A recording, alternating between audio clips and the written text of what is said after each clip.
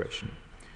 The FCDO provided £511 million in grant and aid funding for the 22 to 25 spending review period. And in an increasingly digital age, British Council's impact should be judged by operational rather than physical presence. The Council retains physical presence in over 100 countries. Those in other countries still access cultural engagement and teaching activities online. Oh, let's take a new member of the backbenches, Andrew Mitchell, on his return. Thank you. Thank you very much, Mr. Speaker. May I wish my right honourable friend, the new Shadow Foreign Secretary, every success in her role. And may I wish also the honourable gentleman and the entire government foreign affairs team courage and wisdom as they deal with a world more dangerous than at any time in our lifetimes. And can I remind them, when it comes to soft power and development, of the importance of the words best articulated by the former US Defence Secretary Mattis, which are these: that if you cut development spend, you have to order more ammunition. Minister. Thank you, Mr. Speaker, and let me pay tribute to the Right Honourable Friend's long commitment to these issues. I returned last week from Pakistan, where I was first deployed when he was the Secretary of State for Development, so I know well his commitment to these issues over a long period. I agree with the sentiment of the Right Honourable Member's question. The aid budget is incredibly important. It makes a significant contribution to our national security right across the world, and we continue to work hard to ensure that our aid budget is fit for purpose and doing the job it needs to do on behalf of the UK right across the world. And another new member to the front bench, Wendy Morton, Shadow Minister. Thank you, Mr. Speaker. Whether it's the findings of the election monitors in Georgia, interference in the recent elections in Moldova, the illegal invasion of Ukraine, or the chill that's been felt from the Baltics to Bucharest, Europe today is a much more contested space. This is really the moment to pin our colours to the mast and be much more active in supporting those with Euro-Atlantic aspirations. So, Mr. Speaker, I'd like to ask the Minister, how will he build on the efforts of the last government and use our considerable soft power to be much more proactive? Minister. Thank you, Mr. Speaker. We continue to engage heavily on these issues. The Foreign Secretary was in Moldova last week. We are committed to enhancing the UK's soft power after a period of decline, and that is why the Foreign Secretary will be launching the Soft Power Council with the Right Honourable Member for Wigan in the coming weeks. Clive Jones. Question number 2, Mr. Speaker. Foreign Secretary. With permission, Mr. Speaker, I will answer questions 2 and 10 together. Palestinian communities have suffered horrific violence at the hands of Israeli settlers. In October, the government sanctioned 3 outposts and 4 entities linked to violence in the West Bank.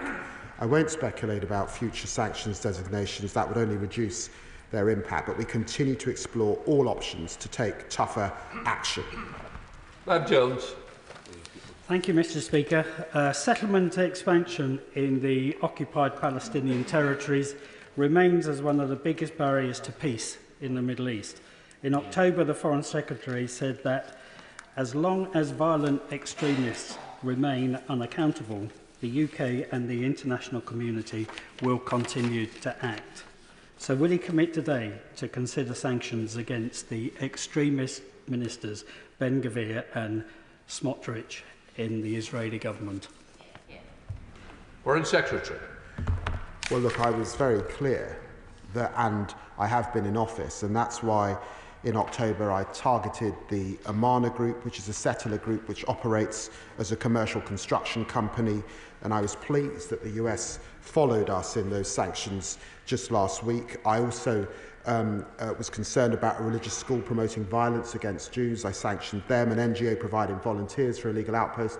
I sanctioned them. Of course, we continue to keep sanctions policy under consideration. We are very concerned with both the violence and the expansion and the rhetoric that we're hearing from members of the Israeli government. Clive Betts. Thank you, Mr. Speaker.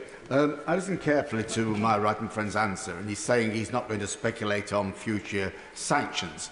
But the 2 ministers named are encouraging settler violence, They have called for the annexation of the West Bank into Israel.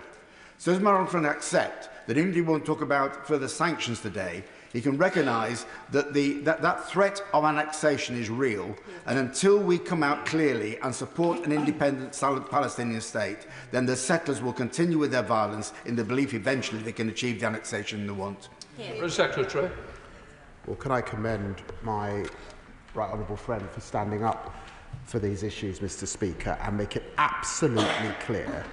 Annexation would be illegal, and we would stand opposed to it. I want to make that fundamentally clear, and he should be assured that we will continue to speak out against both illegal violence against settlers and settler expansion. Tom Morrison.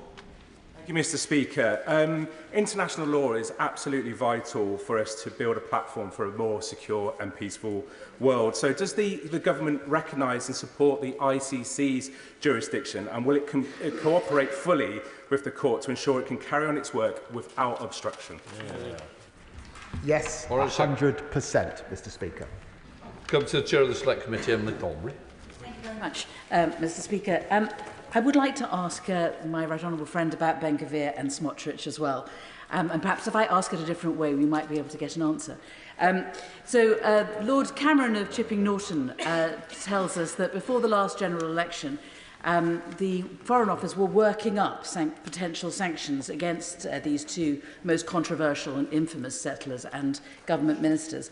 I appreciate that sanctions are kept under review. I wonder if he might be in a position to be able to tell us when a decision might be made about these two, or if a decision has already been made. Foreign Secretary. What can I say to the right honourable lady? Mr. Speaker, I think that the previous Foreign Secretary was wrong to talk about sanctions under consideration, particularly sanctions that he said was under consideration in office and then didn't do. I'm not going to get drawn on sanctions policy from this dispatch box, but I'm pleased that the honourable lady is raising these issues with such importance, and I think that all looking can see the strength of feeling in the House. The Liberal Democrat spokesperson, Colin Miller.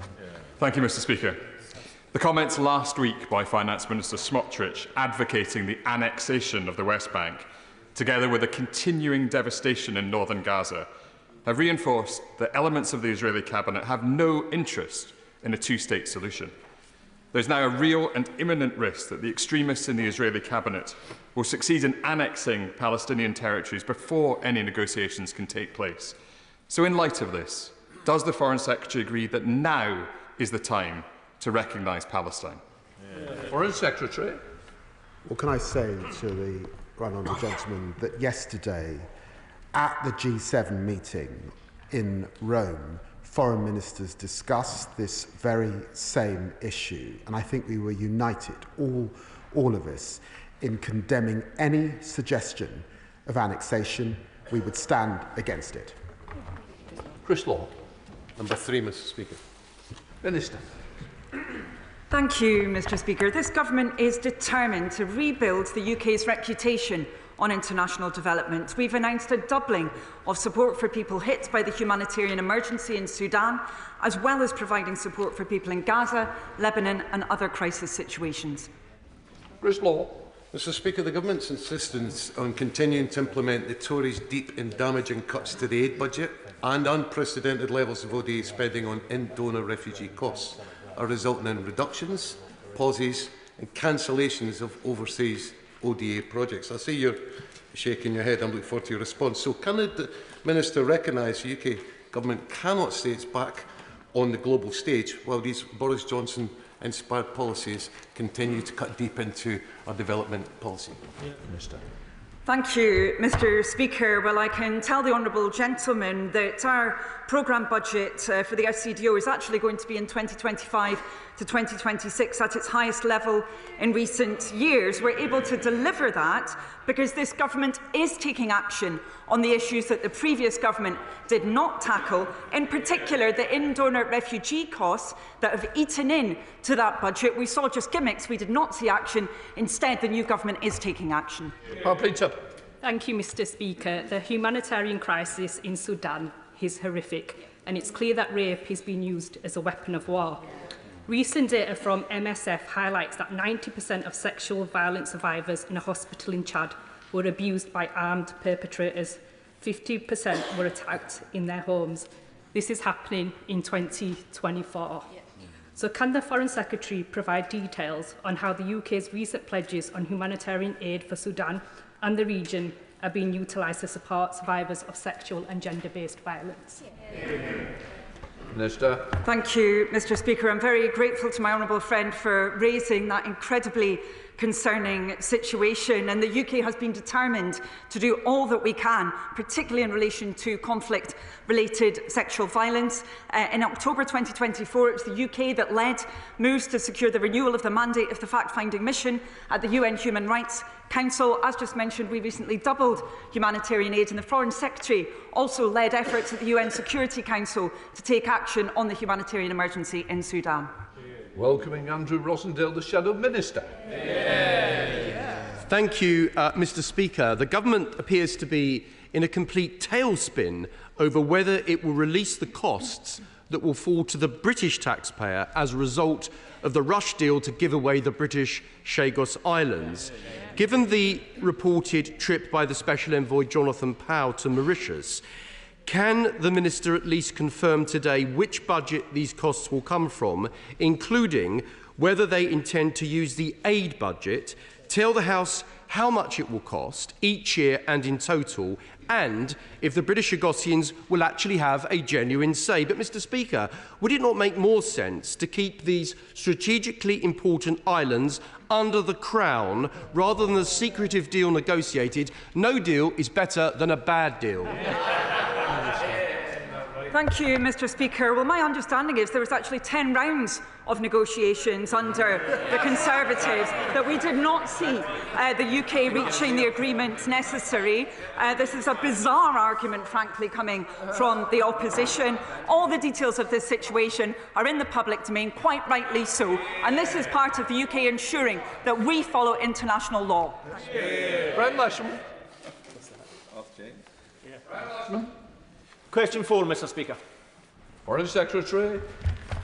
We're committed to securing consular access and release of Mr El Fattah. We continue to raise, Mr. Speaker, Mr El Fattah's case at the highest levels with the Egyptian government. The Prime Minister raised this with President Sisi on the 8th of August, and I last raised it with the Egyptian Foreign Minister yesterday. Brian Lasham. Thank you, Mr. Speaker, and thanks to the Foreign Secretary for his answer. Ala Abdel Fattah's mother, Leila Sawif, is in the gallery with us today on the 58th day of her hunger strike in protest of the continued imprisonment of her son, a British citizen whose prison sentence in Egypt ended in September. I'm sure the Foreign Secretary feels the same as me and understands that Leila wants to know that her government is doing everything it can to bring her son home. Will the Foreign Secretary guarantee that the UK government will put a hold on any new economic or financial partnerships with Egypt unless and until British national Ala Abdel Fattah is freed? Foreign Secretary. Well, I look forward to meeting Mrs Al Fattah later on today, and I want to reassure him personally that I share his determination and resolve to see Ala reunited with his family, and their love and dedication to him, I think, is obvious to many parliamentarians who they have met and campaigned with over this last period. He will understand that with the terrible situation in Gaza, it is important that this government continues to speak to our Egyptian friends who have obviously real proximity to Gaza particularly. But I understand the strength of feeling, and that's why the Prime Minister's raised this. I have raised this on successive occasions, and we will continue to lobby. He's a dual national. We will continue to lobby on his behalf. Shireen Duncan-Smith. Mr. Speaker, thank you for that. Can I, pursuant to this, and also that I fully support the call for his release, but also in the same area, in the UAE, Ryan Cornelius spent 16 years, much of it in solitary confinement, illegally held by the UAE. Can I ask, when the Secretary of State says he will pursue these things rigorously, when he went to the UAE recently, he didn't raise the case of Brian Cornelius with the UAE? Foreign Secretary. Can I reassure the right honourable gentleman, the situation of Ryan Cornelius has been raised with UAE, and officials continue to provide consular access to Mr. Cornelius and Mr. Ridgely, and are in contact with their families at this time. It is a serious case. We're absolutely aware of it, and UAE know we're very concerned. John MacDonald. I can completely understand and appreciate what the Foreign Secretary has said with regard to maintaining a relationship with Egypt because of the issue in Gaza. But the reality is this family has suffered enough. And the reality is also that President Sisi will only move if there is an economic threat. And therefore, could I ask him that after he meets the family tomorrow, that he actually contacts the President's office to make it absolutely clear that our economic relationship will suffer unless this British citizen is released. Foreign Secretary. Well, he should be reassured that I spoke to the Egyptian Foreign Minister yesterday. I said to him that I was meeting Mrs. Al-Fattah today. I urged him to look at what parliamentarians are saying about this case. It's of huge concern, and I pressed him to do more. We have continued to do that with the Egyptians. It's obviously sensitive because of the situation in Gaza, but I don't think they're under any doubt how seriously this is taken by the British system, the government and this Parliament. Lyndon O'Hara.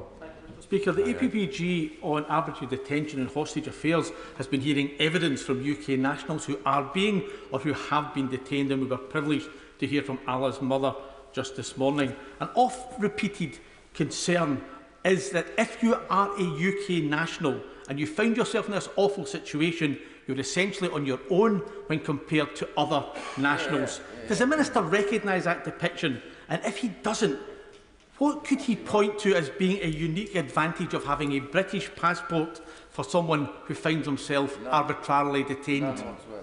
Tuesday. Well, Mr. Speaker, I recognise that the honourable gentleman has got some problem with having a British passport, but I haven't got a problem with having a British passport, Mr. Speaker. I'm proud to be a citizen of this great country, and let me say that we've got some outstanding diplomats and officials in FCDO. We did recognise, of course, in opposition, that there are issues in this area. That's why we've said we'll come forward with a special representative to work with hostage families. Thank you, Mr. Speaker. Allah's friends and family, whom I have the privilege to represent as my local constituents, just want their brother, their uncle, their son home safe.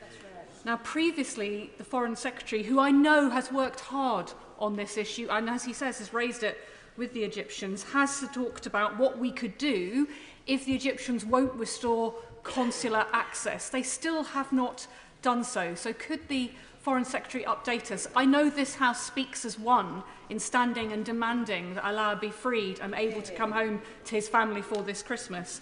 But what more can he do and will he do if the Egyptians won't restore consular access to the family? Foreign Secretary. Well, look, I know that my right honourable friend has campaigned diligently on the family's behalf. She will know that the Egyptians do not accept his dual nationality. That is an issue between us. It's for that reason that they deny consular access. Currently, that access is through his lawyer. I am urging them to understand that he got that citizenship in the usual way, just like other members of his family. There was no conspiracy on behalf of the state in the way that he got that citizenship, and I continue to press them on that very issue, which would allow him to have the consular access that he deserves. Jim Shah. Mr. Speaker, can I thank the Secretary of State very much for that answer, and can I commend the Honourable Gentleman for Alloa and Greensmouth for bringing this forward as well. It's not the only case the Honourable Gentleman, Right Honourable Gentleman for Chingford and Woodford Green referred to. I would think of Jimmy Lai as a third one. Their UK and British passport has to mean something, Secretary of State. With that in mind, is it not time to set aside a section within the FCDO that specifically looks at these cases, tasked with getting our British citizens back home to this United Kingdom? Thank you.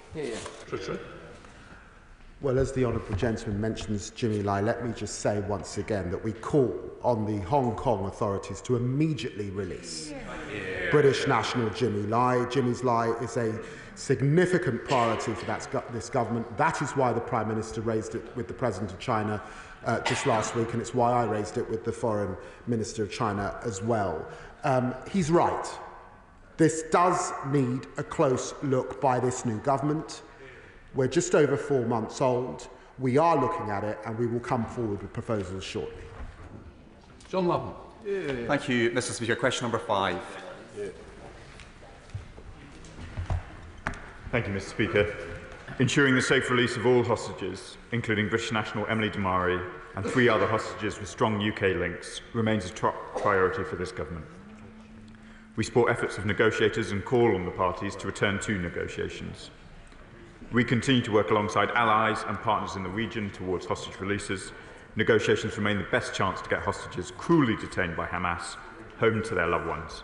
I relayed these points to the Israeli Deputy Foreign Minister yesterday. Well, the horrors that have been endured by the 97 Israelis and foreign nationals held hostage by Hamas terrorists in Gaza for over 13 months are unthinkable. Given the efforts to secure the release have not yet been successful, what further steps is the United Kingdom taking to bring home Emily Damari, a 28-year-old British citizen, and the rest of the captives? Mr. Thank you, Mr. Speaker. I'm sure the whole House joins with me in saying to those families that we, both as a House and as a government, will do absolutely everything we can. The horrors of being a hostage family are unbearable, and we have them in our mind each and every day. We are disappointed to see that talks to secure hostage releases appear to have stalled for the moment. We are urging all parties to return to the table. A deal remains the best prospect, and we hope to work with our allies in order to see that come through. Ollie Billington. Thank you, Mr. Speaker. The Security Council on Friday failed to adopt a text put forward by its 10 elected members that called for an immediate, unconditional and permanent ceasefire in Gaza and demanded the release of all hostages on account of a negative vote cast by a permanent member. That is extremely disappointing, condemning thousands of people in the Middle East to ongoing conflict and moving no further forward to securing the release of the hostages held by Hamas in Gaza. However, I and many of my constituents welcome the fact that the UK voted for this resolution. What will the Minister's next steps be in securing greater global agreement on securing peace, a ceasefire and the release of the hostages? Minister. Thank you, Mr. Speaker. This government will continue to do everything that we can to press for ceasefire, the release of all hostages and a reduction in violence in the Middle East. The Foreign Secretary discussed these matters in the G7. I discussed them with my Israeli counterpart yesterday, and we will continue to take all steps across a wide range of different conversations in order to try and advance the ceasefire that we so desperately need. Shadow Foreign Secretary Priti Patel. Thank you, Mr. Speaker. Mr. Speaker, last week I spoke with Mandy Damari, and I know the Minister has mentioned Emily, and in fact the Foreign Secretary and his team have been in touch with the family as well. It's obvious that she and so many other hostage families are going through the most unimaginable suffering. So can the Minister, I think if I may on behalf of the Foreign Secretary, confirm as to whether any aid organisations have had any humanitarian access to these hostages? And if not, what kind of pressure is being exerted on these agencies? Because one of the clear things that we are hearing is that welfare concerns absolutely are paramount, but also these poor families are suffering such unimaginable horrors and concerns. And importantly, our aid budget needs to be spent in the right way. So can he just tell us what work is being undertaken on this? Minister. Thank you, Mr. Speaker. Regrettably, no organisation has had access to the hostages. We continue to call for access for ICRC and any other appropriate NGO in the usual way. Let us be clear, Hamas hold these hostages. They are behaving abominably, out with any international norm. They are not abiding by any convention that you could possibly think of. We will continue to press them to ensure that British nationals get the access that they require. But this is very regrettable for the whole House that we're in this position. James McCleary. Question number 6, Mr. Speaker. Minister. Thank you, Mr. Speaker. The Foreign Secretary attended the EU Foreign Affairs Council on the 14th of October, and in the margins he agreed with EU High Representative for Foreign Affairs Borrell to work towards a security partnership and committed to 6 monthly foreign policy dialogues starting in early 2025. And yesterday, Mr. Speaker, I met with EAS Secretary General Sanino to discuss some of our vital shared interests, including Ukraine, hybrid threats and the Western Balkans, alongside ministerial colleagues. Jason Cleary. I thank the Minister for his answer. President-elect Trump's confirmation of tariffs on Canada, one of the US's closest allies, raises serious concerns about the willingness to honour the US-UK special relationship. If this is the future of US relations with their closest partners, does the Minister agree that closer cooperation with the EU on defence and trade are now urgently needed, including access to the European Customs Union and a defence pact with the EU going beyond the recent agreement with Germany? Well, Mr. Speaker, I thank the honourable gentleman for his question, and we of course have a thriving trading and investment relationship with the United States, with more than 1 million British citizens working for US firms and vice versa, and we look forward to working with President-elect Trump in office, including on his policy priorities and to improve our trading relations. Our need to work together in Europe on security issues, I think, is absolutely clear to all members of this House, whether it's the threat from Russia, the war in Ukraine, the hybrid threats, the situation in Moldova, the situation in the Western Balkans, and that's exactly what we're getting on with and doing. Phil Brittle. Mr. Speaker, I very much welcome the recent announcement of the UK-Germany bilateral defence agreement, which was signed at record-breaking pace by the new government at Trinity House last month. This will bolster closer working with Europe's largest economy on wider defence and security matters at a time of increasing Russian aggression across Europe. With this in mind, can the Minister therefore explain to the House how the Trinity House agreement fits into wider discussions with EU and NATO counterparts around defence and security? Well, I thank my honourable friend for his remarks on that important treaty work that we're doing. I know he takes a keen interest in matters relating to UK-German relations. We continue to engage with German colleagues from across the spectrum. We're keen to get this treaty agreed as soon as possible. And for me, this very naturally fits with both our NATO membership and that new enhanced dialogue that we have with the EU on security and defence matters. Stephen Liddon. Number 7, please, Mr. Speaker. Minister. Thank you, Mr. Speaker. With permission, I'll answer questions 7 and 9 together. The humanitarian situation in Gaza is catastrophic. The UK's recent vote for the UN Security Council resolution on Gaza has already been mentioned. It called for a huge scale-up in aid across Gaza. We need that aid access, and restrictions on aid are unacceptable. Stephen. Thank you, Mr. Speaker. The International Development Committee recently heard testimony from Nazar Mahmoud, a surgeon recently returned from the Nasser hospital in Gaza, describing Israeli drones picking off injured children after bombings. His account echoed an October New York Times report which cited 44 doctors, nurses and paramedics who witnessed numerous cases of prepubescent children shot in the head or chest during the ongoing conflict in Gaza. What steps is the government taking to prevent a genocide in Gaza?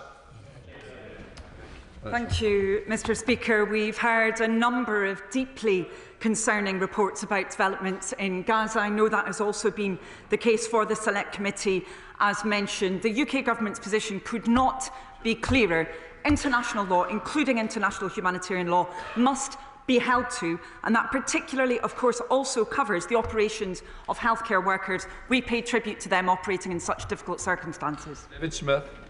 Thank you, Mr. Speaker. As we've been hearing, the situation in Gaza, especially northern Gaza, is dire, with the UN anticipating that up to 60,000 children under the age of 5 this year could be facing acute malnutrition, at the same time when the trucks entering Gaza have reduced by 63% since October 23. Now, I welcome the leading role that the government is taking in providing vital humanitarian aid for Gaza, but does the Minister agree with me that the ongoing Israeli restrictions on the flow of essential aid are completely unacceptable and should be lifted immediately? Minister. Yes, Mr. Speaker, and we're seeing a very disturbing impact from those restrictions. We've seen it in the famine assessment, in the levels of malnutrition and ill health now prevalent in Gaza. Winter, of course, is now upon us, making that situation even worse. Those restrictions on aid are unacceptable. They must be lifted immediately. To Andrew Morrison. When the Foreign Secretary was in Baku recently for COP29, Mr. Speaker, did he discuss with his interlocutors across the region the extent to which the global finance goals will be impacting on humanitarian assistance in the Middle East? Minister.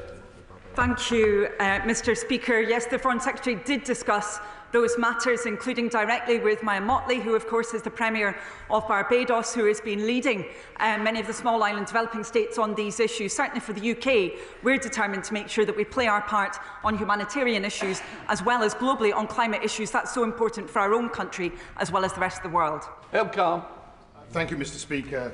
I asked the Foreign Secretary some weeks ago about getting assurances that children receiving polio vaccinations will not be killed after receiving these vaccinations.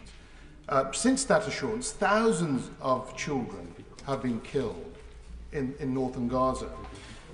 My question is this: given the ICC's ruling recently about war crimes, the British public no doubt wants to know, why is this government shying away from its legal and moral obligations of banning all arms and all trade? Minister. The UK government has been determined to use every mechanism to advance international humanitarian law. That includes within the UN Security Council, as we've just been discussing, Mr. Speaker, but also we've been taking action at every bilateral and multilateral opportunity. Most recently, of course, I mentioned the UN Security Council, but also in issues around polio too, where the UK led those efforts to get vaccination going in the first place. Thank you. Chair of the Development Committee, Sarah Champion. Thank you, Mr. Speaker. In October, the Israeli Knesset passed 2 laws relating to UNRWA: the law for the cessation of UNRWA activities in the State of Israel and the law for cessation of UNRWA activities. These will take effect on the 28th of January, and the consequence will be preventing aid distribution in Gaza and the prevention of both primary care, education and indeed refuge collection in the West Bank. Last week, my committee was in Palestine and Jordan. There is huge concern that if this legislation does take effect, it will breach numerous international laws and will have a catastrophic effect on the humanitarian and security situation in the region. So can the Foreign Secretary detail what conversations she's had with the Israeli counterparts to prevent this implementation, and what you're doing with the international community to protect a UN organisation? I'm very grateful to my right honourable friend for raising this important issue, and indeed for her committee for the work that they have engaged in on this subject. The UK government has been absolutely clear. UNRWA is the only agency that can deliver aid at the scale and depth that is required in the middle of this humanitarian emergency. She asked about the representations being made by the UK government. I have made those representations myself, including at the UN General Assembly. The Minister for Middle East and North Africa has made those representations yesterday. The Foreign Secretary has made them a number of times, including to his Israeli counterparts. It's very clear those restrictions on operation of UNRWA must not be implemented by the Israeli government. Richard Ford. Mr. Speaker, the humanitarian situation in the Middle East is made worse by arms supplied from within and beyond the region. The Liberal Democrats have a long-standing policy that the UK government should not be exporting arms to Israel or to the occupied Palestinian territories, given that they were referred to in the FCDO's last human rights report. Will the FCDO extend the number of arms export licences that are denied to Israel by the UK? Minister. Thank you, Mr. Speaker. I would gently encourage the honourable member to look at the action that was taken by the UK government a number of weeks ago now, Mr. Speaker, which was to suspend a number of arms licences. We believe that was important because of that risk towards breaking international humanitarian law. This UK government takes its responsibilities in that regard very seriously indeed. Shadow Foreign Secretary Dame Priti Patel. The root cause of so much of the terrible humanitarian suffering we see in the Middle East today is the regime in Tehran, fueling the Houthis, Hamas and Hezbollah, and brutally repressing its own people, while also bailing out Putin's war machine and even plotting to assassinate individuals based here in the UK. Now, beyond sanctions with Iran, which we all support and successive governments have put in place over the years, can I ask the Minister, on behalf of the Foreign Secretary, what exactly is the comprehensive plan now to start dealing with this repressive regime that is causing so much brutality across the Middle East? Minister. Thank you, Mr. Speaker. We are deeply concerned about the destabilising impact of the Iranian regime within the region and indeed beyond it. The Right Honourable Lady mentioned a number of cases where we can see that impact very clearly. I would also underline, Mr. Speaker, that the truly devastating humanitarian crisis that we're seeing presently in Yemen is very much connected to Iranian backing for the Houthis. We have repeatedly raised our concerns around this bilaterally and multilaterally. We are very clear that we have to have a very strong voice as a UK government on these matters, and that's exactly what we're delivering. Question 8, Mr. Speaker. Minister. Thank you very much, Mr. Speaker. The Echo 2 telephone contract for telephones in the Foreign and Commonwealth and Development Office is 79% completed, but is on track for a completion in January 2025. Ministers and officials have been working day and night to fix the procurement mistakes of the government which went before. Thank you, Mr. Speaker. The Echo 2 programme is crucial for delivering the new global communications network for the FCDO. You mentioned it's due for completion in January 2025. Will it remain within budget? What are the plans to ensure it delivers its full technical and financial benefits? And does the Minister see any additional support or adjustments that will be needed in order to ensure its delivery? Minister. With increased scrutiny and hard-working ministers and officials, we will reach all targets, and I will write to him with more detail on his specific question. Chris Curtis. Question number 11, Mr. Speaker. Minister. Oh, foreign. With permission, Mr. Speaker, I'll answer questions 11 and 14 together. I was proud to join ministers across government in showing UK leadership on the climate and nature crisis at COP29. My right honourable friend, the Prime Minister, announced our ambitious 2035 emissions reduction target. I reaffirmed our commitment to the Global South through £11.6 billion in climate finance. Chris Curtis. Thank you. At COP29, under a Labour government, the UK reclaimed its position as a global leader on climate action. We recognise now that our security and prosperity hinge on addressing this crisis. Would my right honourable friend join me in welcoming the progress made on climate finance, whilst acknowledging that there is much more to do to keep us on track with that roadmap and to keep 1.5 degrees alive?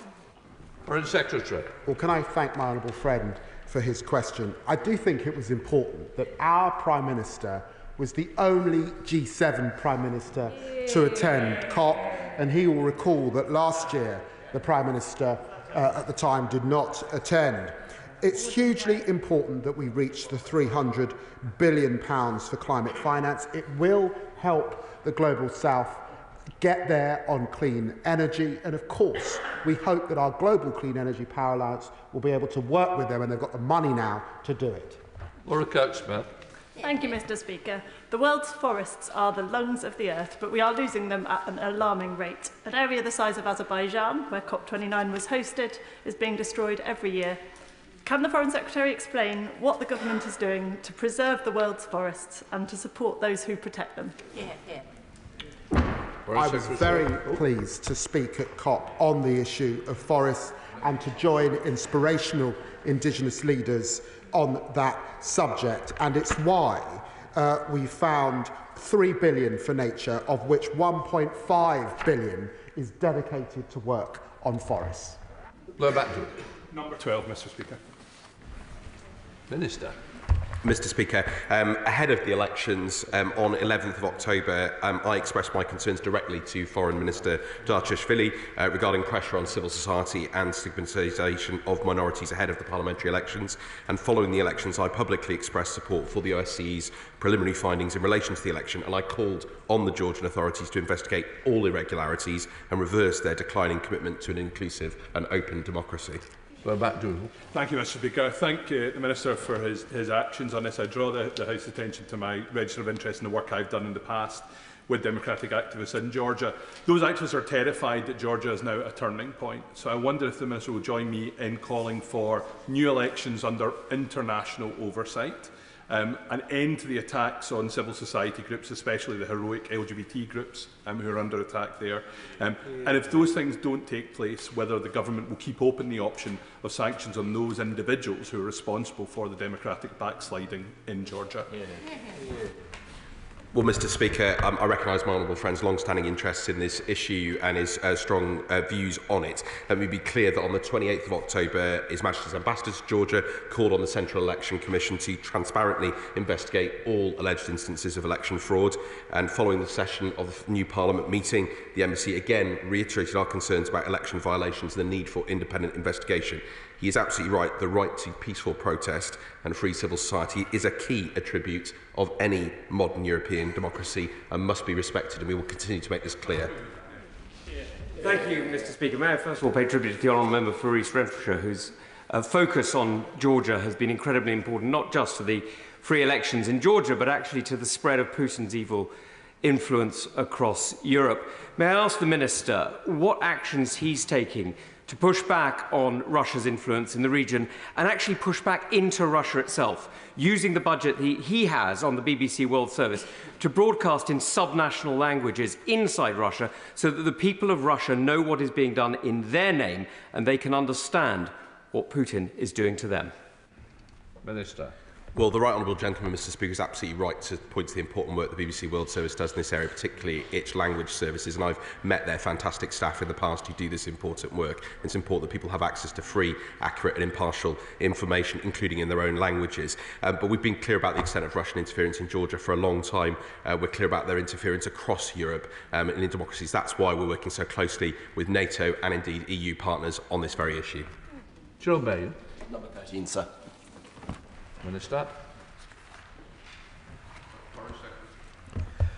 The United States is an indispensable ally, and I'm committed to the depth and breadth of the UK-US relationship. The Prime Minister and I met with President-elect Trump in September for dinner.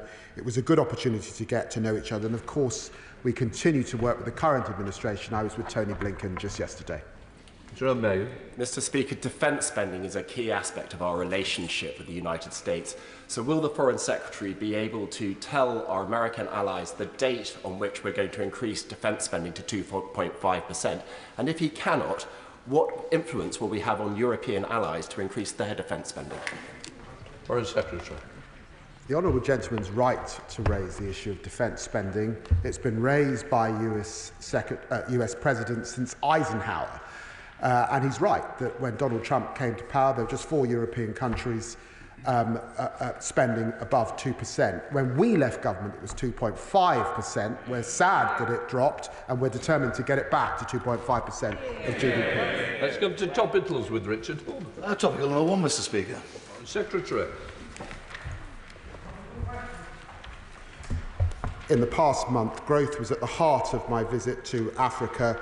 We agreed work on a new global plan in South Africa and a new strategic partnership with Nigeria. During our UN Security Council presidency, we've shown support for Ukraine 1,000 days into the war and pressed for a lasting peace in the Middle East, and I condemned Russia's shameful veto of a resolution on Sudan. Finally, throughout COP, we've been restoring British leadership on climate. Richard Holden. Thank you very much indeed, Mr. Speaker. Since coming to office, this government has suspended arms export licences to Israel, rolled over on the ICC with nothing new against Hamas terrorists, poured cash into UNRWA despite concerns over Hamas double-hatting of a significant number of the UNRWA staff. Many of these have been published in Arabic on the UK government's website, Mr. Speaker. So I've got a couple of questions. Who decides what should be published in Arabic? Why are they being published in Arabic? And as they relate to Israel, why is nothing being published in Hebrew? Foreign Secretary. The art of diplomacy is speaking to foreign leaders, foreign nations, as best we can in the UK national interest. Sometimes that does involve foreign languages. That's why, for example, we support the BBC World Service. It was a slightly bizarre question. Sean Davis. Thank you, Mr. Speaker. We can all agree that ending human trafficking across the English Channel requires a coordinated approach with all the countries that people are being trafficked from. Can the Foreign Secretary or one of the ministers assure the House that the French government shares our commitment to smashing the gangs and ending these crossings? Secretary. Well, my honourable friend will be pleased, Mr. Speaker, that I met with the French Foreign Minister just last week in London and discussed these issues, and we agreed to coordinate to better. And of course, the Home Secretary is working very closely with the new Interior Minister of France. Foreign Secretary, Prince Patel. Thank you, Mr. Speaker. Mr. Speaker, the relationship the government is building with China appears to be all give and no take. So in order to convince the House this is a different situation, can the Foreign Secretary state, since his recent visits to China and his future visits to China, what has been achieved with regard to advancing Britain's interests on security, economic practices and on human rights? Secretary. Can I welcome the Honourable Lady to her place and remind her that under the last government there were about 7 different China policies and very little was achieved. We've had 4.5 months and I was very pleased to be in China discussing issues on which we disagree, agree and on which we challenge China, and will continue to do that over the coming months and years. Prince Patel. Speaker, in light of his response, can the Foreign Secretary categorically state that in his conversations with Chinese counterparts, has the UK government explicitly called for the national security law in Hong Kong to be repealed, and has he specifically called for Jimmy Lai to be released, and will he ensure that no deals such as the application for the Chinese embassy go ahead until Jimmy Lai is free? Foreign Secretary. Well, I thank the Honourable Lady for raising the situation in Hong Kong. It was a substantial part of our conversation. Of course, we raised issues around Jimmy Lai, which I've said in the House before, and of course the security law in Hong Kong. There are disagreements between us. We were very, very clear about that. And she can be sure that on issues of our representation, both in this country and their representation, these are matters that will pass through our system in the usual way without government interference. Patrick Hurley. Thank you, Mr. Speaker. It's nearly 8 months now since an IDF attack on a World Central Kitchen convoy killed 7 aid workers, including 3 Britons, James Henderson, John Chapman and James Kirby. So does the Foreign Secretary agree that their families deserve to see accountability and justice for their deaths? Foreign Secretary. I'm very grateful for the question. It was very important for me to meet with the families a few weeks ago. The killing of 7 World Central Kitchen aid workers, including those British nationals, in an Israeli airstrike in Gaza on the 1st of April was appalling and a matter of great concern. It was important for me to meet with the families, and we continue to urge the Advocate General in Israel to proceed with a proper investigation and inquiry, and to get on with that as quickly as possible. Democrat spokesperson Colin Miller. Thank you, Mr. Speaker. I welcome the Foreign Secretary's announcement that the UK will sanction Russia's so-called shadow fleet. Yet I understand the UK has not levied a single fine for breaching the existing sanctions on Russia's oil. Will the Foreign Secretary and Chancellor now take more robust action to ensure that UK sanctions are complied with? Foreign Secretary. Well, I was very pleased to see President Zelensky just yesterday recognising UK leadership on challenging the shadow fleet, and I've made this part of my personal mission, which he will know, a record number of oil tankers. We're leading the world in sanctioning the shadow fleet. He's also right to say that there are issues around enforcement, and that's why we've instigated a review. But Speaker, last month I met with the Ukrainian ambassador to the United Kingdom, General Zaluzhny, where he raised the importance of ensuring Ukrainian children and young people forced to flee this terrible conflict in their own country get the support and education they need so they can be the generation that rebuilds Ukraine. Can the Foreign Secretary tell me what conversations he's had with the Ukrainian government and his ministerial colleagues to ensure that this is the case?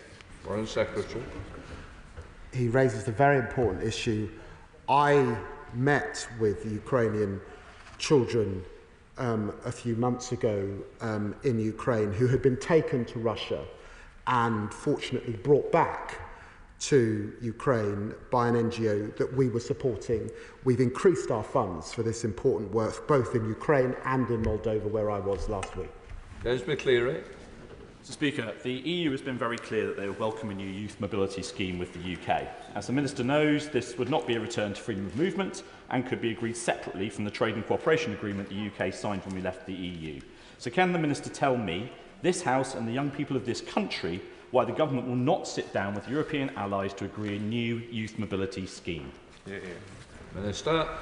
Well, Mr. Speaker, we're engaged in a number of conversations with our EU counterparts at the moment, my colleague in the Cabinet Office and myself and the Foreign Secretary and others, but I'm not going to give a running commentary on this. We will look at EU proposals on a range of issues, but there are no plans for a youth mobility scheme, nor will we return to freedom of movement. Mike Chapp. Thank you, Mr. Speaker. It is vital that we continue to supply Ukraine with aid in the face of Russian aggression. Minister, is this combined with diplomatic efforts to bring about a just and lasting peace in line with UN conventions? Who wants it? Somebody wants it, please. Mr. Speaker, our support is absolutely absolute and resolute. I'm very happy to meet the honourable member to discuss these issues further, and we will continue in that position. Sir Julian Lewis. Will the Foreign Secretary take every opportunity to impress on the incoming President the vital importance of the Article 5 guarantee, whereby the United States would come to the aid of any NATO country which was attacked? And will he impress on President Trump that we will do everything that we can to encourage other NATO allies to contribute more to the costs of defence? Yes, yes, yes, and more yes, and thank you to the Right Honourable Gentleman for highlighting this very, very important issue. The NATO alliance is the strongest and best alliance that the modern world has seen, and of course the UK will continue to impress that point on anyone who will listen. Raim Downey. With the upcoming audit into the UK's relationship with China, how does the Foreign Secretary plan to strike a balance between economic growth and growing security concerns with China's dominance in critical national infrastructure, including Chinese-made IoT modules? Very grateful to the Honourable Gentleman for raising this question. It was important in coming to government that we conducted a China audit right across Whitehall to look at the range of relationships. Underpinning that are the 3 Cs, that we will cooperate with China where we can, we will compete with China where we should, and we will challenge China where we must. Cleverly. What conversations did the Foreign Secretary have with the Defence Secretary about the diplomatic implications of scrapping key military capabilities such as HMS Albion and Bulwark, and a failure to set a timeline for 2.5% of defence spending? Secretary. Well, the Right Honourable Gentleman knows I've got huge respect for him, but can I just say on the issue of defence spending, that's a little bit rich, given the drop that we saw under the last government. The Prime Minister just last week indicated that we'll set that out in due course. I'm pleased that the Defence Secretary, in coming to power, set about a strategic defence review, which is something that should have been done, frankly, under the last government. Trina Murray. Thank you, Mr. Speaker. Does the Foreign Secretary agree with me that Iran's support for Russia's war in Ukraine is a direct threat to Europe's security, and can he outline what steps he has taken to respond? Well, I'm very grateful for the question. We are deeply concerned by Iran's malign behaviour. The transfer of ballistic missiles to Ukraine was escalatory. That's why I sanctioned Iran Air. That's why I've sanctioned Iran shipping. I will continue to speak to the Foreign Minister in Iran about these issues, and clearly we are very concerned about any attempts by Iran to get nuclear capability. Stephen Gathins. Thank you, Mr. Speaker. Mr. Speaker, Scotland's international brand is used to boost our economy throughout the world, selling Scottish products and experiences and boost our soft power. So can the Foreign Secretary tell us, how's his department marking St Andrew's Day on Saturday? Minister. Thank you, Mr. Speaker. I'm delighted to be able to take this question as one of many Scots in the House. We're incredibly proud of Brand Scotland. Our Scottish Secretary has been driving that forward, really pushing the case for Scotland's place in the world, working as part of the UK, and we will most certainly be celebrating it. Certainly I will. Thank you. Rebecca Long-Bailey.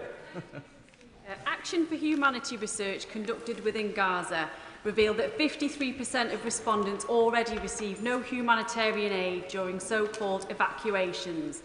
and there are fears that the Knesset's vote to sever ties with UNRWA is likely to reduce access to aid even further.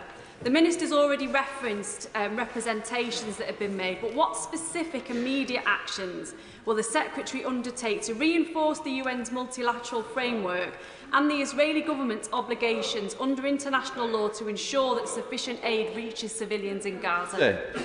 I've got to get colleagues in. These are topicals. They're meant to be short and punchy. Minister. Thank you, Mr. Speaker. We absolutely recognise the impact of sometimes repeated displacements on the population, up to 9 times in some cases. We've used every opportunity to make clear the essential role of UN, including UNRWA, in Gaza. Thank you. Bradley Thomas. Thank you, Mr. Speaker. Does the Minister agree with me that the ICC's decision does nothing to help secure the release of hostages, deliver more aid into Gaza, or deliver a sustainable end to the war in the Middle East? Minister. Mr. Speaker, as I set out to this House yesterday afternoon, the ICC is the primary method of accountability for war crimes. It should be supported across the whole House. Our support for the ICC does not limit the actions we take in relation to the other issues. We've talked about hostages already this morning, and indeed the vital importance of a ceasefire. We will continue to... Thank you, Mr. Speaker. Can I thank the Foreign Secretary for his leadership in tackling and sanctioning those aiding and abetting the illegal invasion of Ukraine? But what more can we do to tackle the wider issue of corruption and kleptocracy that defines Putin's cronies? Foreign Secretary. Well, can I thank my honourable friend, and he served on Haringey before taking up his place in this House, so we are good friends over many years. He's right to raise this issue. We said that illicit finance would be a priority. It will be a priority. I hope to make further announcements on the back of the sanctions announcements that I made this week. Mundell. Thank you, Mr. Speaker. With World AIDS Day approaching, I'm sure the whole House will agree the impact that the Global Fund has had on tackling HIV and AIDS globally. With a replenishment next year, will ministers commit to the UK continuing to make a significant contribution to the Global Fund? Minister. Thank you, Mr. Speaker. I'm very grateful to the honourable gentleman, both for his question and the leadership that he has shown on this issue, as well as others across the House. The UK is determined to see successful replenishments for all of the health-related funds, and we just announced, for example, with the WHO, that we were definitely going to do that just this week. Thank you. Liz MacDonald. Thank you very much, Mr. Speaker. Innovation plays a key role in tackling hunger. Can the Minister expand on what efforts we are taking to tackle hunger and how we are supporting innovators like Alora, based at Norwich Research Park, who are using revolutionary technology to create the world's first ocean agriculture system? Minister. Thank you, Mr. Speaker. I'm very grateful to my honourable friend for raising this. We have incredible facilities in Norwich working on agricultural innovation. They're important, of course, for global food production, but also very important for UK farmers, whose research is used. The research is used intensively by our local farmers as well as those globally. Thank you. Timothy. Thank you, Mr. Speaker. It's ridiculous that Britain should even contemplate taking some of the 61 Sri Lankan asylum seekers on Diego Garcia as part of its agreement with Mauritius. There are serious concerns in Whitehall that some of those Sri Lankans have criminal records. There are allegations that some of them may be involved in child abuse. I've raised this with the Home Office to no avail. Can ministers in the Foreign Office make sure that all records are checked in Sri Lanka and in Diego Garcia and make sure that no such criminals or abusers are allowed to Britain? Can shorten up. Well, thank you, Mr. Speaker. The government inherited a situation involving Tamil migrants from India and Sri Lanka who arrived there. We're delivering a solution that protects migrants' welfare but avoids opening a new dangerous migration route, and very much the concerns he raised in relation to safeguarding and any other issues are absolutely at the heart of that and are being dealt with by Home Office and other ministerial colleagues. Tracy Gilbert. Thank you, Mr. Speaker. My right honourable friend will share my concern at the increasing number of women being given death sentences by the Iranian authorities. What urgent representations will my right honourable friend make to the Iranian government to overturn these death sentences and ensure women receive a fair trial? Minister. Mr. Speaker, I can assure my honourable friend that Her Majesty's Ambassador to Iran will continue to raise this appalling issue directly with Iranian officials in Tehran. Furthermore, the UK was instrumental in the delivery of the Iran Human Rights Resolution, which was adopted last week at the UN Third Committee, which called on Iran to establish a moratorium on executions and to end reprisals against women human rights defenders. Africa. Thank you, Mr. Speaker. The government has indicated that it would arrest the democratically elected Prime Minister of Israel. Doing so would be a contradiction of an Act of Parliament and a breach of state and diplomatic immunity. Can the Foreign Secretary tell the House whether he believes compliance with the ICC decision is setting a precedent for future decisions of a similar nature, and is he not concerned that he is contradicting international norms? Minister. Mr. Speaker, we dealt with this question at some exhaustive length yesterday, so let me repeat the answer. The Shadow Attorney General has written on the question, Mr. Speaker, of which elements of international law are most properly followed in this case, and the Attorney General has set out to respond, though we would suspect that this would be a case that would go to the courts in the usual way. My constituent, the British citizen Jimmy Lai, is in failing health now, and can I thank the Foreign Secretary for his work and all of the work of his department in upholding his rights under international law. Can the Foreign Secretary share with us his assessment of the scale of international support for the release of Jimmy Lai? Foreign Secretary. Massive is probably the word that I would put. In America, it's being raised right across the European Union. It's being raised, and of course we are raising it. His trial has begun. He's now well into his 70s, and that's why I made the case to the Chinese that he should be released. This is becoming cruel and unusual punishment, frankly. Thank you very much, Mr. Speaker. The International Criminal Court have confirmed what we have all known for months, that the Israeli government, under the leadership of Benjamin Netanyahu, has unleashed a concerted campaign of crimes against humanity on innocent Palestinian civilians. This is no longer a question of which side you are on, of who is right and wrong. It is cold, hard legal facts, and we cannot allow it. Can the Secretary of State assure us that the government is considering appropriate action against Netanyahu and Gallant to properly hold them to account? Minister, too long. Thank you, Mr. Speaker. Thank you, Mr. Speaker. I can assure my honourable friend that the UK government intends to stand by its international obligations in relation to the ICC and in relation to many other things as well. Jim Bergen. Thank you, Mr. Speaker. After the issuing of the arrest warrants against Israeli Prime Minister Netanyahu, can the Foreign Secretary confirm when will the government impose the scale of sanctions on Israel, not just individuals, that the government rightly imposed on Russia after the ICC arrest warrant against Putin? Because a war crime is a war crime, and arrest warrants and arrest warrants, all lives are equal. We must ensure there can be no accusations of double standards. Minister. Mr. Speaker, I hope it has been clear since we became the government in July how important questions of international law are to us, how soberly we treat these issues, and how we ensure that in all matters, including in relation to the ICC cases that my honourable friend describes, that we follow due process, and that is what we intend to do in relation to the ICC. Final question, Kim Johnson. Thank you, Mr. Speaker. The civil war in Sudan is estimated to have killed around 150,000 people and displaced 14 million. UNICEF and the UN World Food Programme say that unless efforts are stepped up, more than 700,000 children are projected to suffer acute malnutrition. So can the Minister tell us what steps the UK is taking as the UN penholder to end this malnutrition and support the Sudanese? Minister. Absolutely. Thank you, Mr. Speaker. I'm grateful to my honourable friend for raising this. Very recently, the Foreign Secretary co-led a resolution on the protection of civilians in Sudan. Unfortunately, despite 14 votes in favour, Russia vetoed that resolution. We will continue to push on these issues, and we have doubled our aid to Sudan because of the dreadful crisis there. Thank you. Completes question. Point of order, Stephen Gettin. Thank you for granting this point of order, Mr. Speaker. Mr. Speaker, earlier on, my honourable friend, the member for Argyll and Butes, raised a very serious case of the detention of Ala Abdel Fattah, whose family are with us in the chamber today. When he raised the case of this British passport holder, the Foreign Secretary told the member that he has a problem with having a British passport. Now, there are members in this House who have got very different views about the constitutional future of this country, be they from Scotland, Ireland or Wales. But will, Mr. Speaker, you reassure me and my colleagues that regardless of our views about the future, everybody who holds a British passport has the right to be stuck up for by their Member of Parliament? I don't know whether the Foreign Secretary wants to just answer quickly. Well, I confirm, of course, everybody with a British passport has the right to representation. I would hope that we're the kind of country that supports all sorts of people in trouble, whatever their background, who are in our country. Right, let us move on. Let the front benches change over.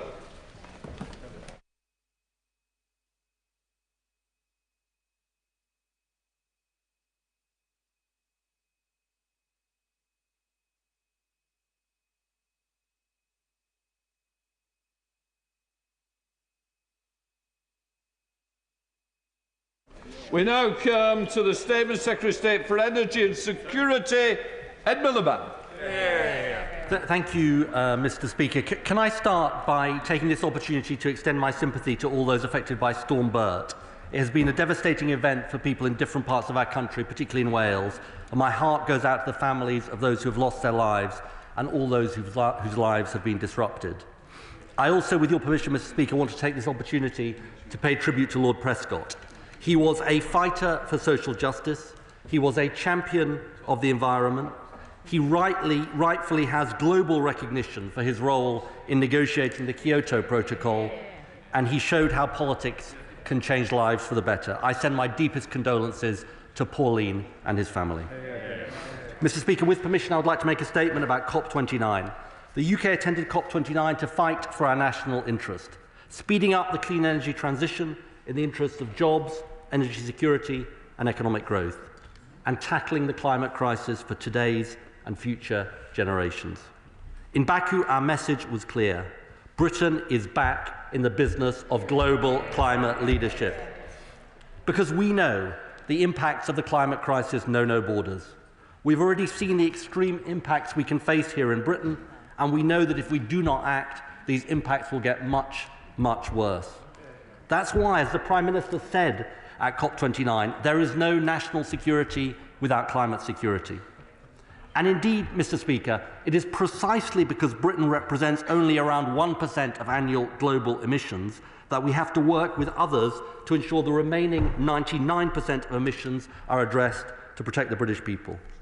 Now, the focus of this COP was on finance for developing countries, because the reality is that unless we persuade developing countries to go down the clean energy development path, we cannot hope to reduce emissions and prevent climate disaster. These countries face the triple challenges of needing to invest in the clean energy transition, coping with the costs of climate vulnerability, and needing to develop to take their populations out of poverty. At the same time, developed countries, including Britain, face extreme pressure on our public finances. The COP talks are always complex, but these circumstances made this set of talks particularly so. And I want to put on record my thanks to our outstanding team of civil servants who supported me at COP. I was repeatedly struck by the enormous respect they have from so many countries around the world. The UK's negotiating team was led by Alison Campbell, who is leaving to go to work with the UN Secretary-General. And I want to put on record my special thanks to her in helping us to reach an agreement. The agreement reached is to provide and mobilise at least $300 billion of climate finance by 2035 for developing countries. Much of this will come from the multilateral development banks like the World Bank, who have stepped up to set a target to substantially increase the climate finance they provide. Importantly, for the first time, the agreement reflects a new global landscape where traditional donors will be joined by big emitters like China to help finance the transition. This is fair and it is right. The UK will decide what our own contribution will be in the context of our own spending review and fiscal situation, and it will come, of course, from within the UK aid budget. I can inform the House that if delivered with the same impact as UK climate finance, the $300 billion deal could lead to emissions reductions which are the equivalent to more than 15 times the UK's annual emissions, as well as helping to protect up to 1 billion people in developing countries from the effects of floods, heat waves and droughts.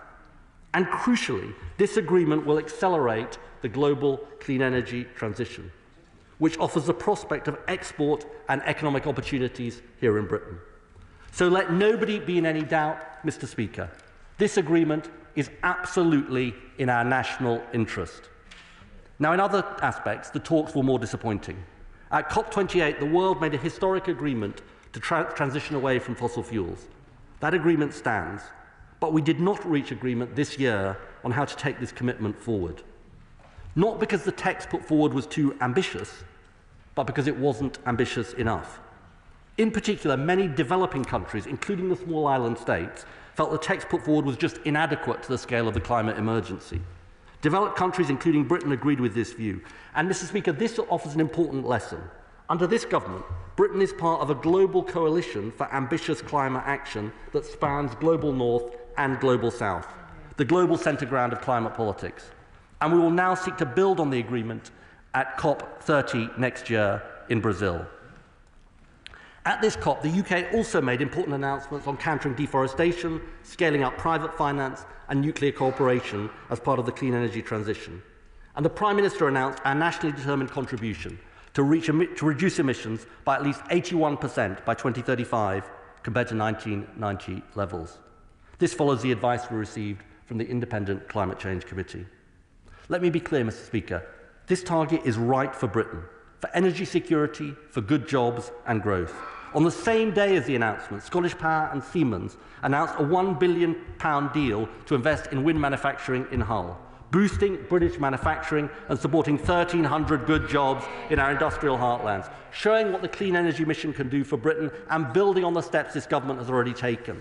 Lifting the onshore wind ban, consenting nearly 2 gigawatts of solar, setting up Great British Energy, delivering a record-breaking renewables auction, kick-starting our carbon capture and hydrogen industries, and driving towards cheaper, cleaner heating through our Warm Homes plan.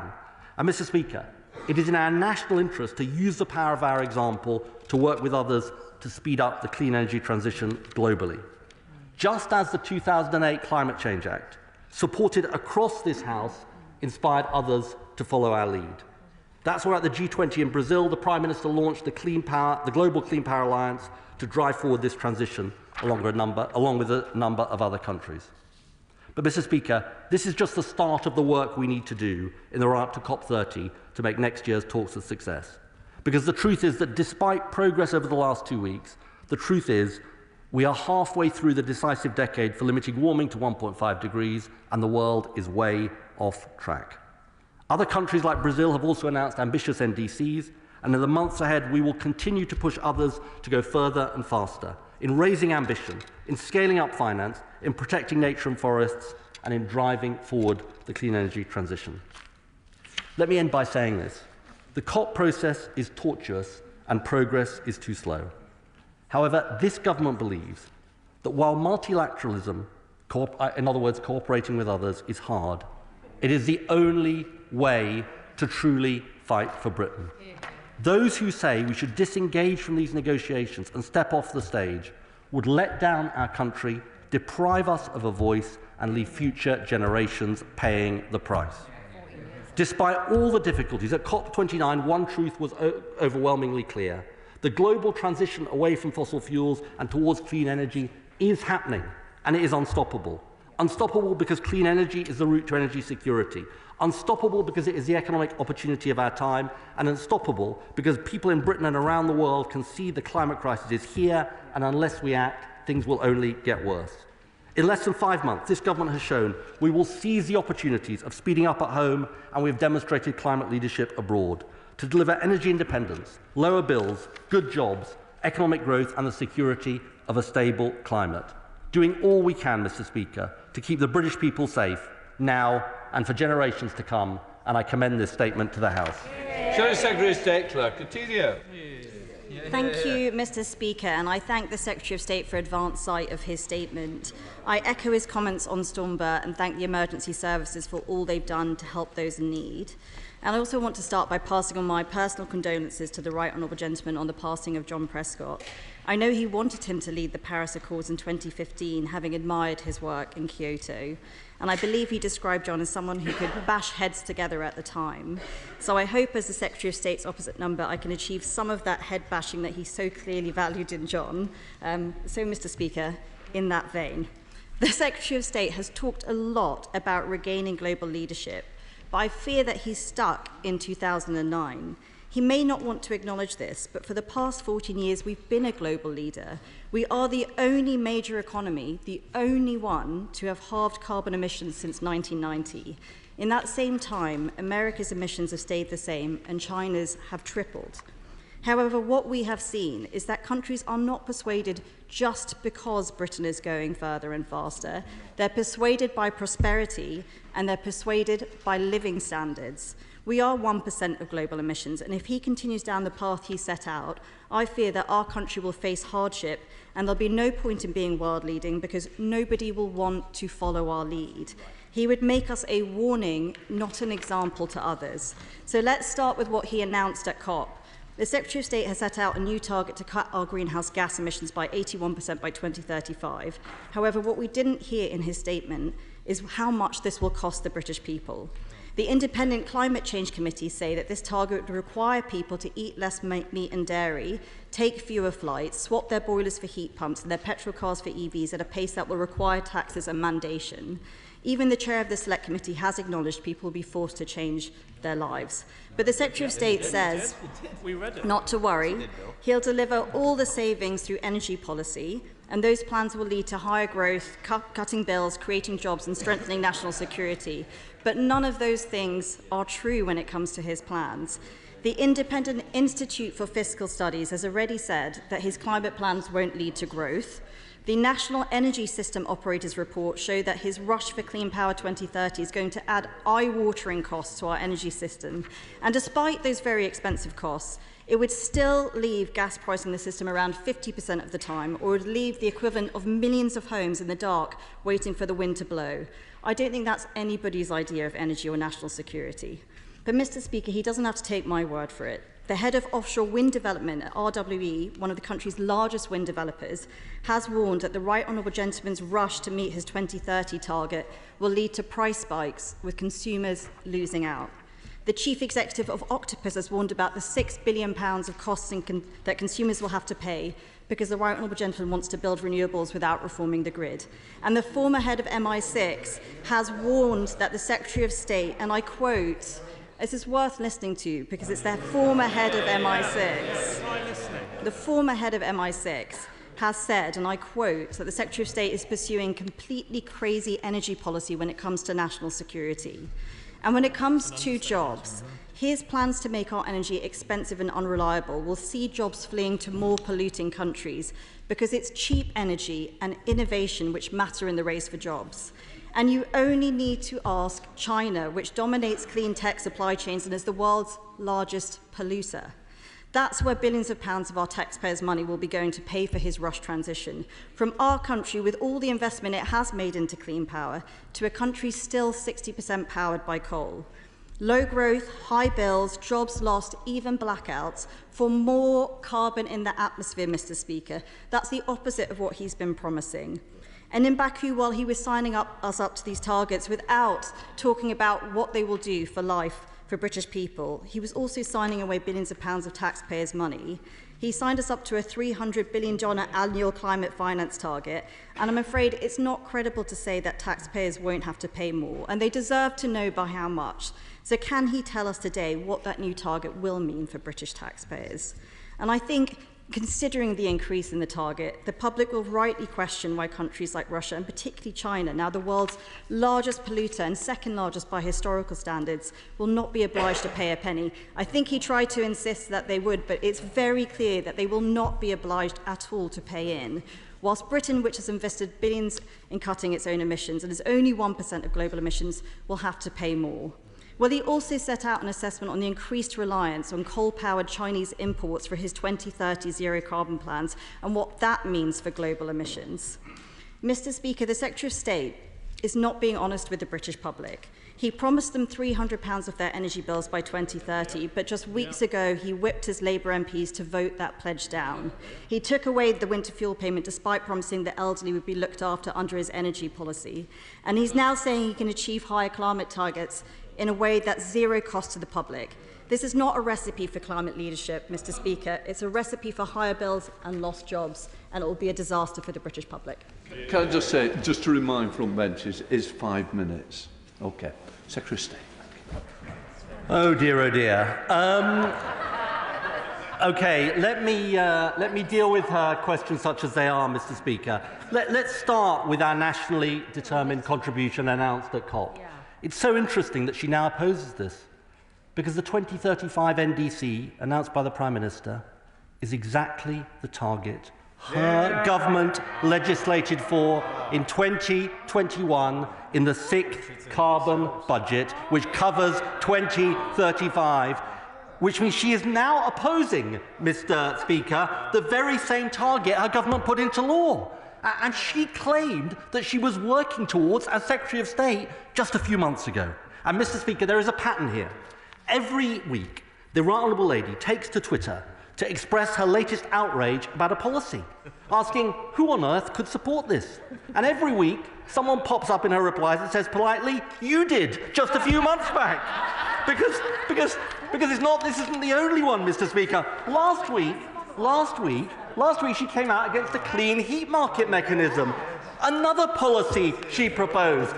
In fact, I have what she says, no, I have a statement from her from only 8 months ago, where she said it will be coming in, the clean heat market mechanism, in April 2025, exactly what this government is doing. And the truth is, Mr. Speaker, any passing bandwagon, and she'll leap on it, even if it means trashing her record.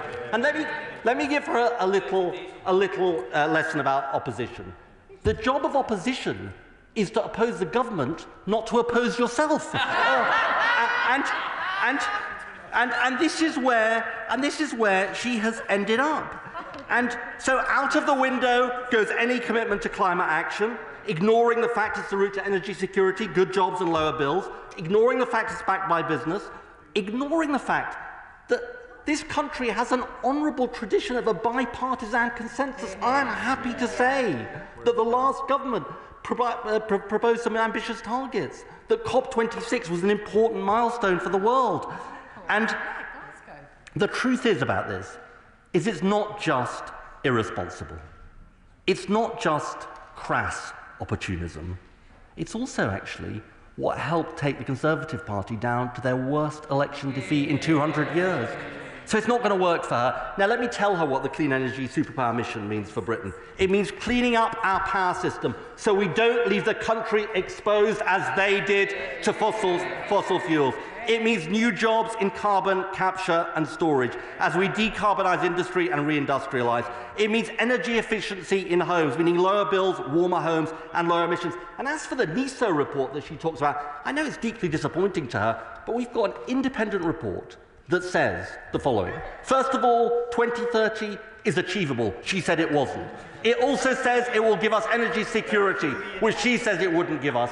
And it says that it can lead to lower electricity, something she constantly denied. The truth about the Right Honourable Lady is that she's got nothing to say about the. It's basically the Conservative Party is stop the world, I want to get off. Well, stop the world, I want to get off is going to do nothing for the British people. The truth is she's got a lot to learn, and I'm afraid she needs to start reflecting. She needs to start reflecting on where her government went wrong. And it went wrong in many different ways, and she seems to be learning no lessons. The lesson, Chair of the Select Committee. Thank you very much. Mr. Speaker, can I just say very gently say to the Shadow Secretary of State, she really shouldn't believe dodgy headlines in the Daily Telegraph. In fact, I don't know if there are headlines in the Daily Telegraph that are ever not dodgy based on what she was quoting there. But more importantly, can I congratulate the Prime Minister on his leadership at COP? And can I congratulate the Secretary of State on leading the negotiations, not least in delivering the £300 billion of climate finance for developing countries. Can I ask him, though, he set out this country's achievements since the general election. Can I ask him then, to what extent does he think that the combination of what this country showed at COP and what we've delivered at home since the 4th of July will encourage countries around the world to play their part in addressing the climate crisis? My honourable friend asks a really important question. I think there are two truths that you take out of COP, which is one, that the transition is unstoppable, and secondly, that it is not going fast enough. But it is such a difference than it was a decade ago. And my honourable friend who was there with me, I think, is nodding in agreement, because every country knows that the climate crisis is happening and affecting them, and the testimony you hear, it's like the testimony we could provide about what people are seeing. So they know that they have to act. Every country faces constraints in acting, but they also know, and this is the big change from a decade ago, that it is massively in their economic interest, that there is a race on for the good jobs of the future, and the clean energy transition can provide them. Liberal Democrat spokesperson Ross Savage. Thank you, Mr. Speaker. COP29 has concluded with a deal that, while welcome, leaves much to be desired. I must stress that we need bolder, more decisive action if we're to face the greatest challenge of our time, the climate crisis. I know that the Right Honourable Gentleman's heart is in the right place and has been for many years. We first met in the run-up to the COP15 in 2009, and I would like to express my thanks to him for his staunch leadership in the intervening years. I would also like to express Lib Dem's support for a brave programme of action going forward and our willingness to work with his department to help the UK step up and seize this opportunity for climate leadership. While we welcome the Prime Minister's commitment to ambitious emissions targets for 2035, commitments alone are not enough.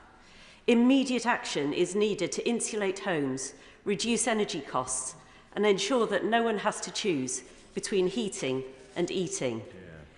The delay to Labour's Warm Homes Plan until spring 2025 is unacceptable when millions, including 1.2 million pensioners, face a cold and unaffordable winter due to the cut in the winter fuel allowance.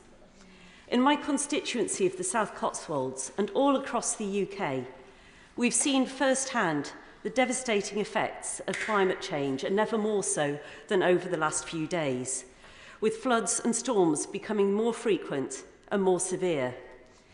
Towns and villages in my constituency, such as Purton, Great Somerford and Cirencester, have been severely affected by flooding, and we need urgent action now to both mitigate climate change and help our communities adapt to the likely impacts now and in the future. I would also like to take this opportunity to associate myself with the thanks already expressed to the brave men and women of our emergency services in the aftermath of Storm Bert. Climate leadership must prioritise solutions that protect communities and restore nature. Natural flood defences like wetlands. My apologies, I thought I had 5 minutes. Thank you, Mr. Speaker. Better instruction. May I finish with a question?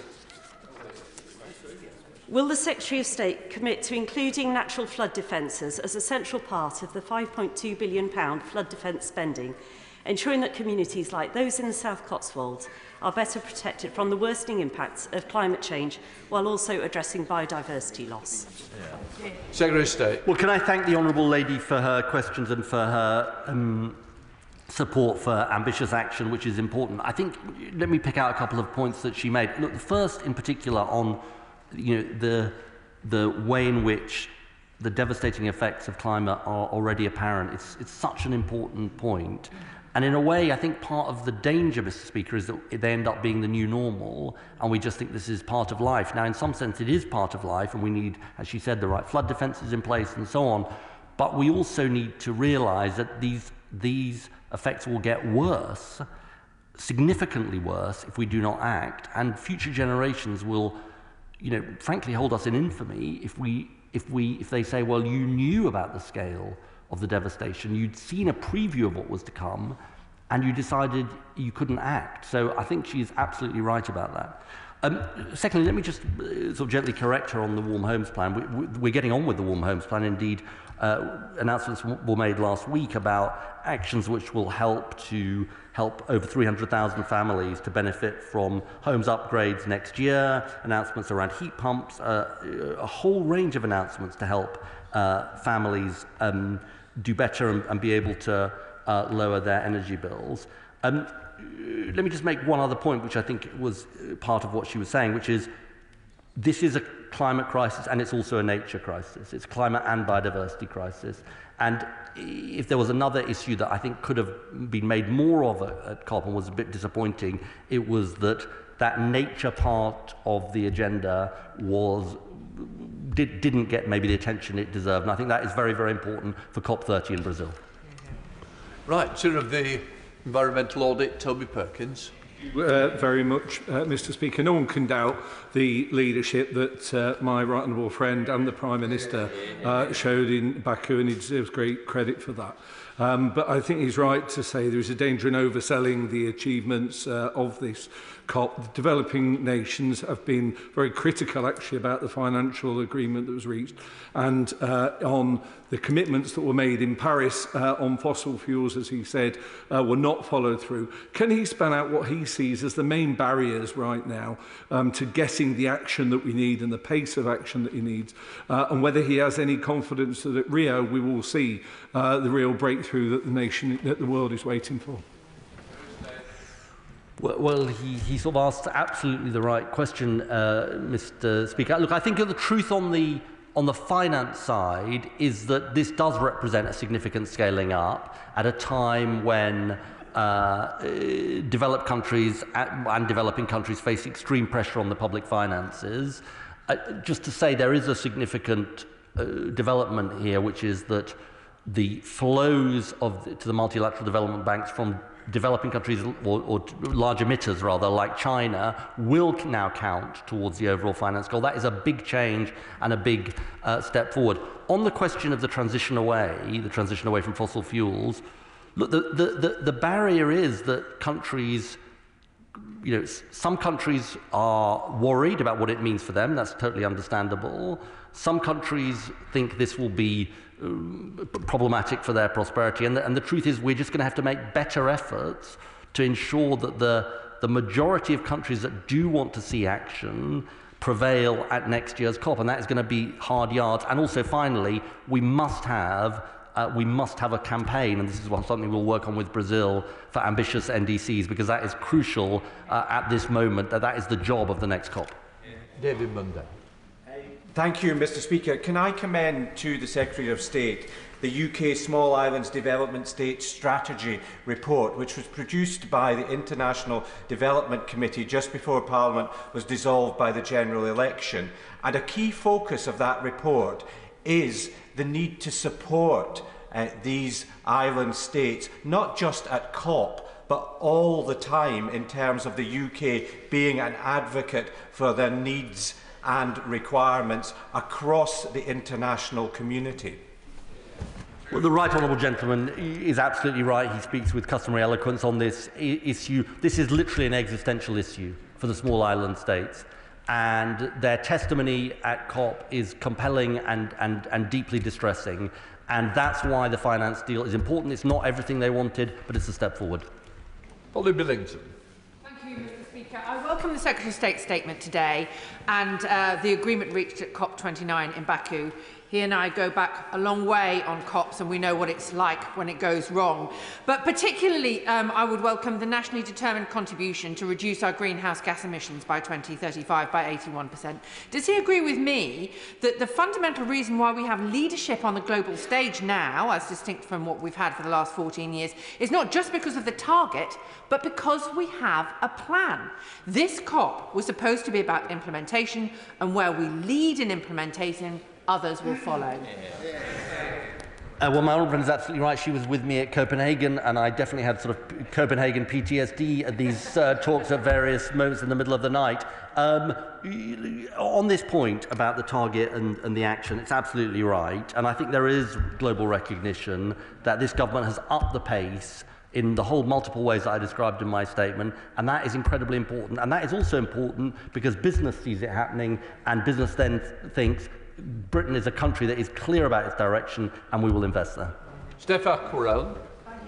Yeah, I can only speak for North Norfolk, but I can say that a green energy future is an exciting future for our local economy, especially at Bacton. But just along the coast, villages like Haysborough are suffering from being part of the fastest eroding coastline in Europe. He's touched on coastal erosion in answer to my honourable friend, but can I push him? Specifically, how will the outcomes of COP29 reassure my residents who are worried about losing their homes to coastal erosion now?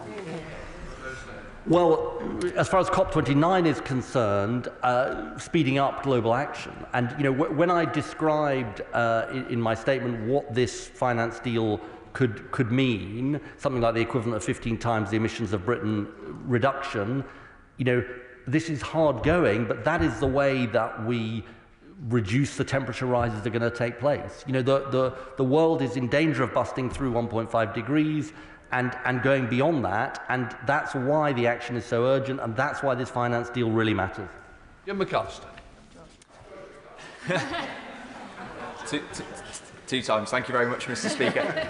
I strongly welcome the Secretary of State's signing of a new UK-US Advanced Nuclear Technology Agreement at COP.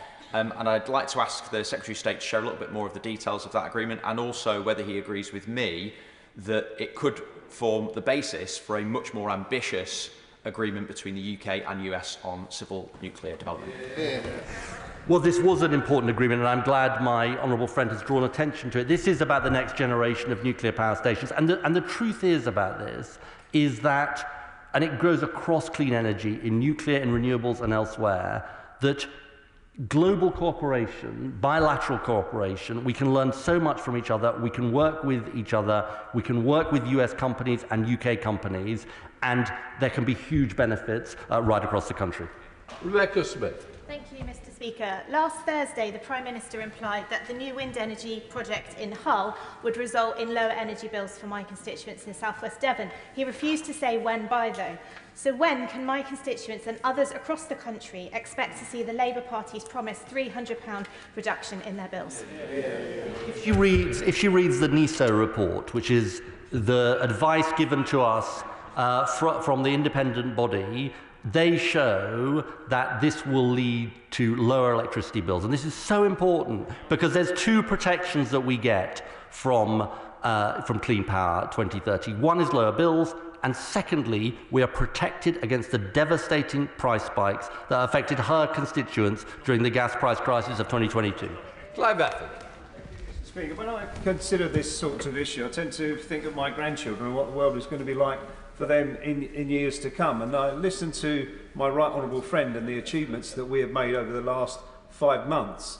And then I listen to the response from the party opposite, and it fills me with horror. Yeah. In spite of what my right honourable friend says, there was tough negotiations at this COP. And he has to be congratulated for the role that he played in achieving the agreements that we got there. Yeah. How essential does he believe it is that we continue with that leadership going forwards when we consider what could have happened if the Conservatives have stayed in power? Look, I think where my honourable friend is right is that, look, we obviously have party political disagreement on issues, but one thing that this country has avoided is the situation that has taken place in some other countries, which is a fraying and indeed a splitting of this consensus. And the reason why the consensus on climate action is so important is precisely for the reasons that my honourable friend set out, which is the fate of his grandchildren, all of our future generations, and the impact on them. So, I want to work with people across parties on this issue, because the more of a consensus we can have, the better it is for the country. Paula Daniel. Thank you, Mr. Speaker. Low-income countries were extremely disappointed by the finance agreements at COP. $300 billion does not come anywhere near the level of need. And critically, there was no clarity on how much would be grants as opposed to loans, which will plunge Global South countries further into debt. So does the Secretary of State share my concern about the potential dominance of loans and an over-reliance on the private sector? And does he agree with me that considerable public finance could and should be raised through taxes on the most polluting companies? Well, look, I understand why the Honourable Lady expresses that disappointment. Indeed, some developing countries, a number of developing countries express that disappointment. I would say to her that I think this is a considerable scaling up. I mean, to state the obvious, because the $100 billion was the previous commitment, a considerable scaling up of the resources. It is the provision and mobilisation of resources. She's right about the balance between grants and loans, and also the funds that are required for adaptation. But the truth is that public finance on its own is never going to meet the need. That's why the agreement on carbon markets that was part of this COP is important, and that's why the mobilisation of private finance and working on a roadmap to that mobilisation of private finance, part of the agreement too, is so important. Sally James. Thank you, Mr. Speaker. Can I welcome the Secretary of State's statement today and acknowledge that the UK is very lucky to have unique resources which put us at the forefront of the energy transition? And would he also acknowledge that industrial heartlands like our own in Doncaster were frankly let down by the last government with promise after promise, announcement after announcement and no delivery? So will he set out what the Labour government are going to do to back British industry and, more importantly, coalfields like our own? Well, my honourable friend and neighbour is absolutely right about this, and this is where the opportunities are huge.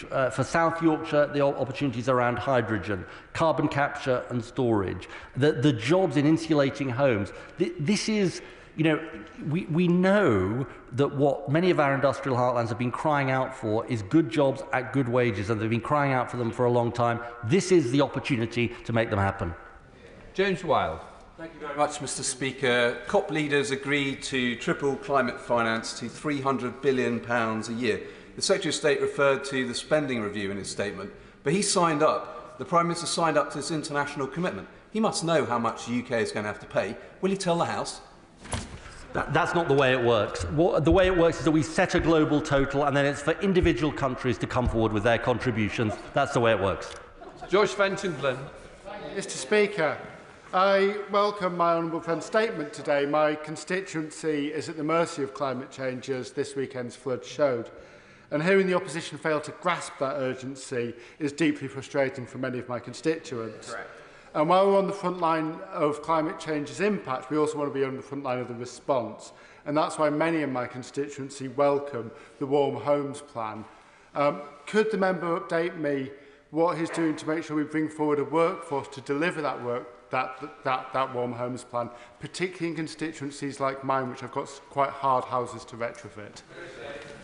Well, I think my honourable friend makes a really, really important point, and we are working through my department, the Office of Clean Energy Jobs, with Skills England, to make sure that we have that workforce plan, because there's huge job opportunities here. We need to make sure we have the workforce plan. We need to have to make sure that people have the assurance that their work is going to be properly regulated and that they can expect high standards. This is a massive national mission for the country, and we'll be coming forward with more proposals on this in the coming months. Dave Dugan.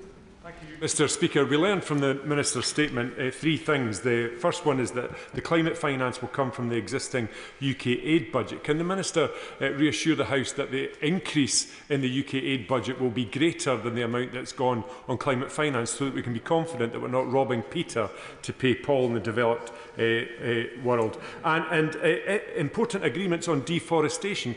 Does this mean that the UK will stop spending almost £11 billion on subsidies to burn trees in England to generate electricity? Is that one of the important elements about deforestation he talked about? And he claims in the statement that GB Energy is set up. Can he tell us where we can go and see it? Thanks so much for the support. Let me deal with his questions in turn. It's always been the case that climate finance is part of the aid budget. This is not some new announcement that I've made, and obviously that is a decision that we make along with the Foreign Office and other colleagues across government about the right balance of resources and where the greatest need lies. As for GB Energy, he knows it's going to be headquartered in Aberdeen, and we are getting on with setting it up. We have a start-up chair in Jürgenmeier, and GB Energy is ploughing ahead. We've only been in office less than 5 months. The legislation is going through, and it will happen. His second question, I think, was about Drax. The last government issued a consultation on that, and we'll be responding in the months ahead. Richard Berg. Thank you, Mr. Speaker. The Secretary of State was absolutely right to say at the close of the climate talks that the only way to keep the British people safe from extreme weather and economic disruption is to ensure the world acts together. That requires funding. It's clear the COP at Azerbaijan didn't deliver that at the scale needed. The Make Polluters Pay coalition is calling for the big oil companies worldwide that have made grotesque profits whilst driving the climate crisis to fund the required investments at home and abroad. Isn't that the fair way to secure the finance needed? Look, we've obviously got to look at all of these issues. These global levies and taxes are always quite complex and difficult things to make happen. We have said that we will support the idea of the maritime levy, but I think we need to sort of proceed cautiously on these issues because, frankly, I think what's important is that the finance is provided. But these are discussions that we will obviously engage in the months ahead. John Cooper. Thank you, Mr. Speaker. As champions of the North Sea, the previous government underpinned 200,000 jobs right across the UK. What then does the Secretary of State say to OE UK, who say that the government's energy tax has stripped out something around £13 billion of investment in the North Sea, money that won't be recovered by the anaemic and frankly invisible GB Energy? Well, look, we just disagree on the idea that we shouldn't have taxed the unearned profits of the energy companies, which was paid for direct by the British people. And I have to say to the honourable gentleman, if he wants to say that we should not have had a windfall tax on the oil and gas companies, I think he's way out of line with his constituents. Thank you, Mr. Speaker. My constituents in Walthamstow are very proud that one of our own, Samir Dumbaya, was one of the Future Leaders Network working with the UK Youth Climate Coalition at Baku. I know that the Secretary of State will agree with me that young people need to be at the heart of what comes next following COP, and they welcome the proposed NDCs, but they now need a direct and dedicated place in making those happen. So can you tell us what formal mechanism for the oversight and delivery of the reduction by 81% of emissions by 2035 does he envisage for the young people of the UK? I think my honourable friend asked a really important question, and I met with some of the youth campaigners and youth coalition at COP, and I agreed with them that the UK had signed up to a youth clause in our NDC, which is about recognising young people as agents of change when it comes to climate and the need to engage with young people. And I would love to talk to her and those young people about how we take those issues forward in the months ahead. Sarah Day. I thank the Secretary of State for his statement and agree that the UK must show global leadership on climate action. Peatlands are the largest natural terrestrial carbon store, yet damaged peatlands are responsible for almost 5% of global anthropogenic CO2 emissions. While the UK imports 60% of peat used in horticulture, offshoring carbon emissions abroad, so does the Secretary of State agree with me that beyond COP29 we must continue to show global leadership and protect the environment by committing to a phased ban in peat in horticulture? Well, look, let me just deal with the wider issue of peatlands, because there was money allocated in the budget for these issues through DEFRA, and that is important. It's a sort of very important issue, and the wider issue there is important. And we also need to make progress at a global level. As to those other issues, they're actually a matter for DEFRA, but I undertake to write to her on those issues. Scott Arthur. Thank you, Mr. Speaker, and I thank the Secretary of State for his statement. I was proud of the constructive role that the UK played in the negotiations, representing our country and also some of the poorest people on the planet who are at the absolute front line against climate change, partly due to the emissions from this country. But COP is not without its critics, despite it being the only platform to progress our climate ambitions. So I'd like to ask the Secretary of State how he thinks that the process could be improved, and in particular, what gentle advice he would give to anyone thinking about taking over the presidency of a major world economy early next year. I'll resist the second half of his question, if you don't mind, Mr. Speaker. But on the first part of the question, look, the COP process does have its critics. I think I'd say a couple of things. First of all, 15 years ago, when I last attended the COP as Secretary of State in Copenhagen, no country was signed up to net zero. Now 90% of the world's GDP is covered by net zero. Now that's not only because of the COP, but that process of international engagement is important, and it's a forcing mechanism to put world leaders on the spot. And secondly, I think the reason it's hard is largely because you've got 198 countries all trying to agree. And that is difficult. So if people can think of improvements to the system, that's great. But I do think that engagement is really important. Sammy Wilson. Let me get this straight. The Minister is welcoming a conference to deal with CO2 where the host country try to use it to sell oil and gas deals, where the major producers of CO2, the leaders of those countries, didn't even bother turning up, where we sent 490 civil servants, flew them out to attend the conference, and where the main topic was how do we extract money from countries who were guilty of the sin of industrialisation. And the Minister has shot out his chest today, saying we're now leaders in global climate. It's hard to be a leader when you have no followers, Minister, that's all I can say. But could I ask a question? How can the Minister face the hard-pressed taxpayers of the United Kingdom who are reeling under the impact of the latest budget and expect them to pay out billions to foreign countries? Secretary of State. Well, the honourable gentleman and I have been debating these issues for 15 years, and I hazard a guess that we're not going to end up agreeing. The thing I would say to him gently is the truth about the climate crisis is it is the biggest potential cost that future generations can face. Trillions of costs across the world, tens of billions, hundreds of billions of costs in the UK if we do not act. And all of the evidence is that the costs of acting on climate change are much less than the costs of not acting. Alex Sobel. Thank you, Mr. Speaker. I was in Paris 9 years ago when we started the process of negotiation on Article 6 of the Paris Agreement. It was only concluded with the gavel going down in Baku. It's an important process ensuring a carbon market through the UNFCCC. How will the UK implement the new Article 6 regulations, and how will we support other countries in this important work as we can utilise it for those nature-based solutions like reforestation, afforestation? Well, I think the honourable gentleman, my honourable friend, makes a really important point, and maybe it's a slight counter to the honourable gentleman who just spoke. This is beneath the headlines. This is where the hard yards of work at COP happened. It's taken 10 years to do these Article 6 negotiations and to complete them, but this is about carbon markets, voluntary carbon markets. In answer to his question, we're consulting on some of the high integrity principles for that. But this, again, will make a difference to developing countries and will get funds flowing to them, and that's another reason why these COPs are worthwhile. Good job. Thank you, Mr. Speaker.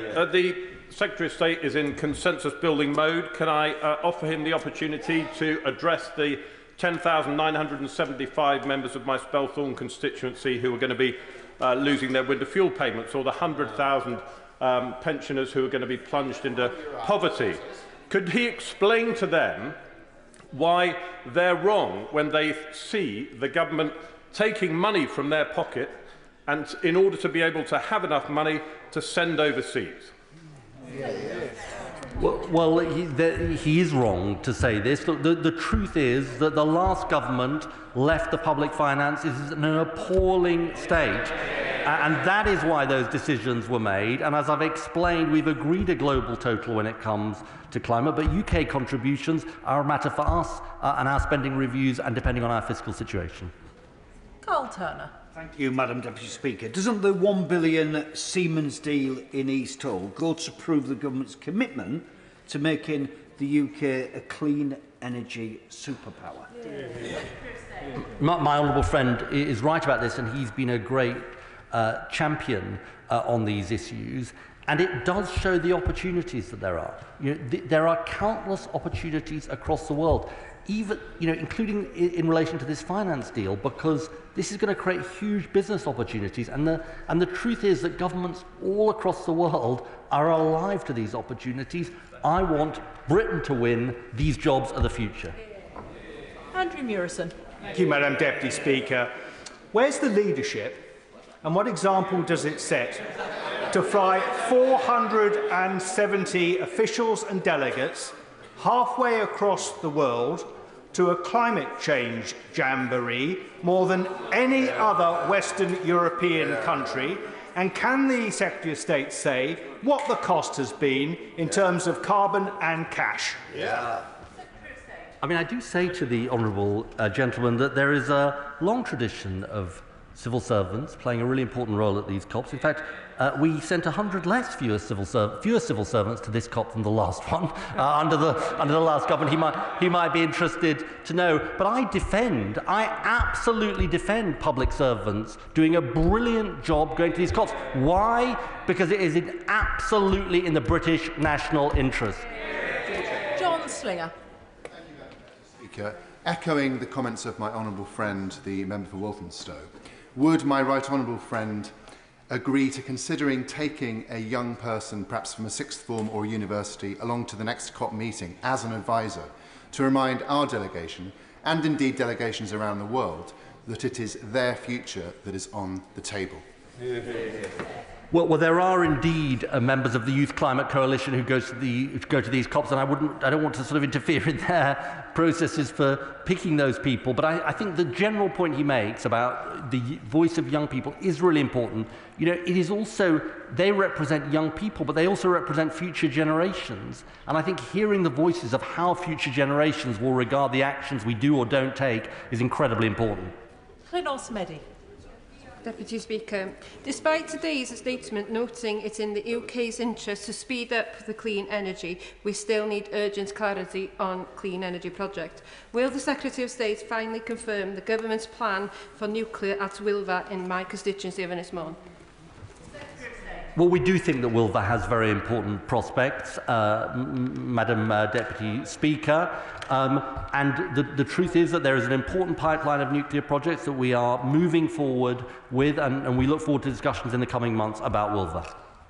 Tom Hayes.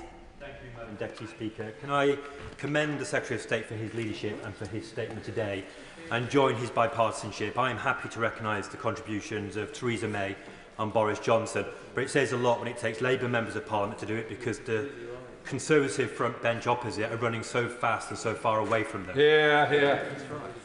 Does the Secretary of State agree with me that clean energy is how we achieve energy security, and energy security is how we achieve national security when our world is in turmoil and this country faces threats like never before? His second point is absolutely right, and his first point is absolutely right too. I am very happy to acknowledge the role of Theresa May in putting net zero into law, in recognising the role of Alok Sharma, even also in recognising the role of Boris Johnson, who sought to champion some of these issues. It's a real shame, and it speaks volumes, Madam Deputy Speaker, that we can say those things and they don't. Richard Ford. Thank you, Madam Deputy Speaker. And I have to say I do agree with the last speaker who talked about there being no national security without energy security. Because we discovered after the invasion of Ukraine by Russia how dependent the UK was on imported gas. When talking to other countries, did the government make the case for investment in clean energy and how it can reduce dependency on malign petrostates like Russia? I think the honourable gentleman is absolutely right about this. I think Russia's invasion of Ukraine demonstrated to us the truth, which is that unfortunately fossil fuels do not give us energy security, because whether the fossil fuels came from the North Sea or they were imported, prices shot through the roof, and our constituents paid the price, and government paid out £94 billion in support. And that's why our clean energy superpower mission is so important, because to give us the energy security that side completely failed to give us. Abtisam Mohammed. Madam Deputy Speaker, I commend the Energy Secretary's work both here in the UK and for his global leadership at COP29.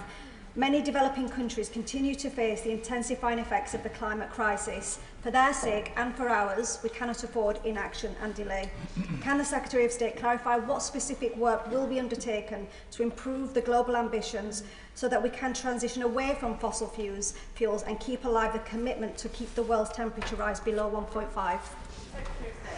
Well, my honourable friend asked absolutely the right question, and that is the work that we will be undertaking with Brazil and other like-minded countries in the year ahead. The next year marks a very, very important moment where 5 years from the last time the world did this, we have to set targets for 2035, or NDCs for 2035. This is such an important moment because it's the way we need to get back on track for keeping temperature rises down, and we will be we're straining every sinew to work with others to make that happen. Jim Shannon. Madam Deputy Speaker, it's always a pleasure to hear the Secretary of State committing a strategy and a plan that does look forward, even though we may have some questions in relation to it. My fear, Secretary of State, has always been that the funding that has been granted, and indeed is incredibly substantial, how will the Secretary of State ensure that this huge pot of funding is used to achieve the necessary aims and not siphoned off or lost in the process? I say this bearing in mind that pushing a pen around and making a way through red tape can be a very costly endeavour. That money needs to go to the projects that make a difference. How can this be guaranteed before we allocate any more of our taxpayers' hard-pressed money? Thank you so much.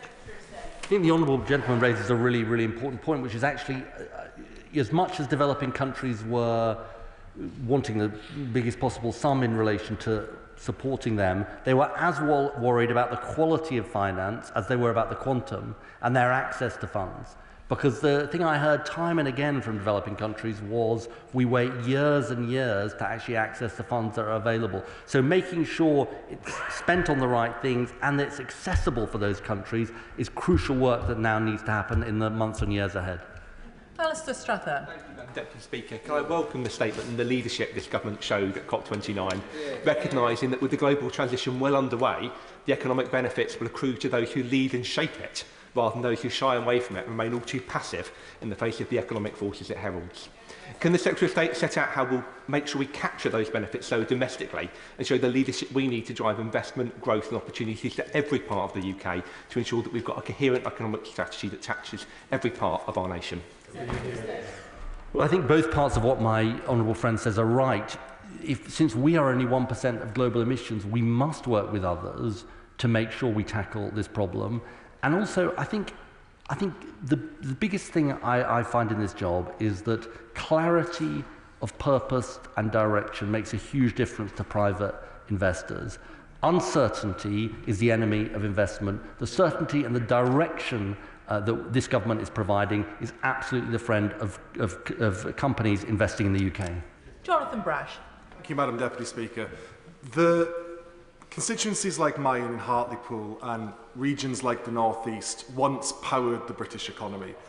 Does he agree with me that the leadership that we are now showing must secure investment for those regions that have been far too often left behind, and that investment must include new nuclear for towns like Hartlepool? Absolutely right, Madam Deputy Speaker. This is the route to reindustrialisation. Nuclear is an absolutely central part of this government's clean energy mission. As I always say to people, we need all of the technologies at our disposal. We know that electricity use is going to at least double by 2050, and so we need all of the technologies at our disposal. Mark Seward. Thank you, Deputy Speaker. Can I start by welcoming the Right Honourable Member's statement and for showing such leadership on the world stage alongside the Prime Minister. He mentioned in his statement that we have to show leadership, Britain has to show leadership in order to get the emissions down of the 99% of the rest of the world. And he also mentioned in his statement that nearly 1 billion people are at risk of drought, flooding and heat waves. Now, given the climate sceptics that now face him on the front bench opposite, can he restate for this House why it is in Britain's interests to help these people? My honourable friend is absolutely right, and the reason it is because my constituents in Doncaster have faced two supposedly 1 in 100-year events in the last 10 years or so in terms of flooding. Now, what we know is that those events will become much more extreme if we do not act. But the truth is that we can't just act on our own, we have to act with others. That is the fundamental case for multilateral engagement on these climate issues and working with others. The party opposite used to believe that, they don't seem to anymore. Tristan Osborne. Thank you very much, Madam Deputy Speaker. Can I thank my right honourable friend for his statement and also his clear global leadership over many years on this issue. A constituent, Michael Jones, a leader in climate change education, attended Baku as part of the COP delegation with a delegation of students on the climate change challenge from across the UK to lead on efforts of educating policymakers on the impacts of climate change on the next generation. Does my right honourable friend agree with me that, unlike the opposition that is flip-flopping and showing no consistency on this issue, that the next generation deserves better and the government with a firm commitment to deliver with the international community on a reduction in emissions? I think my honourable friend is absolutely right about this, which is the truth is that, you know, they're sort of chuckling away, but the truth is a very serious and important point, Madam Deputy Speaker. The British people want us to act. They want us to act across parties on this issue. They know it is a massive threat to our country because they see it in their daily lives and they see it on the news, and they also know it is the biggest opportunity of our country. We believe it. They used to believe it. I'm afraid they are way out of step with the British people. Which brings us to the next item of business. I will allow a few moments for those who wish to leave the chamber to do so quickly and quietly, please. And the front benches can switch over. We now come to a statement on the Get Britain Working White Paper. Secretary of State for the Department of Work and Pensions, Liz Kendall.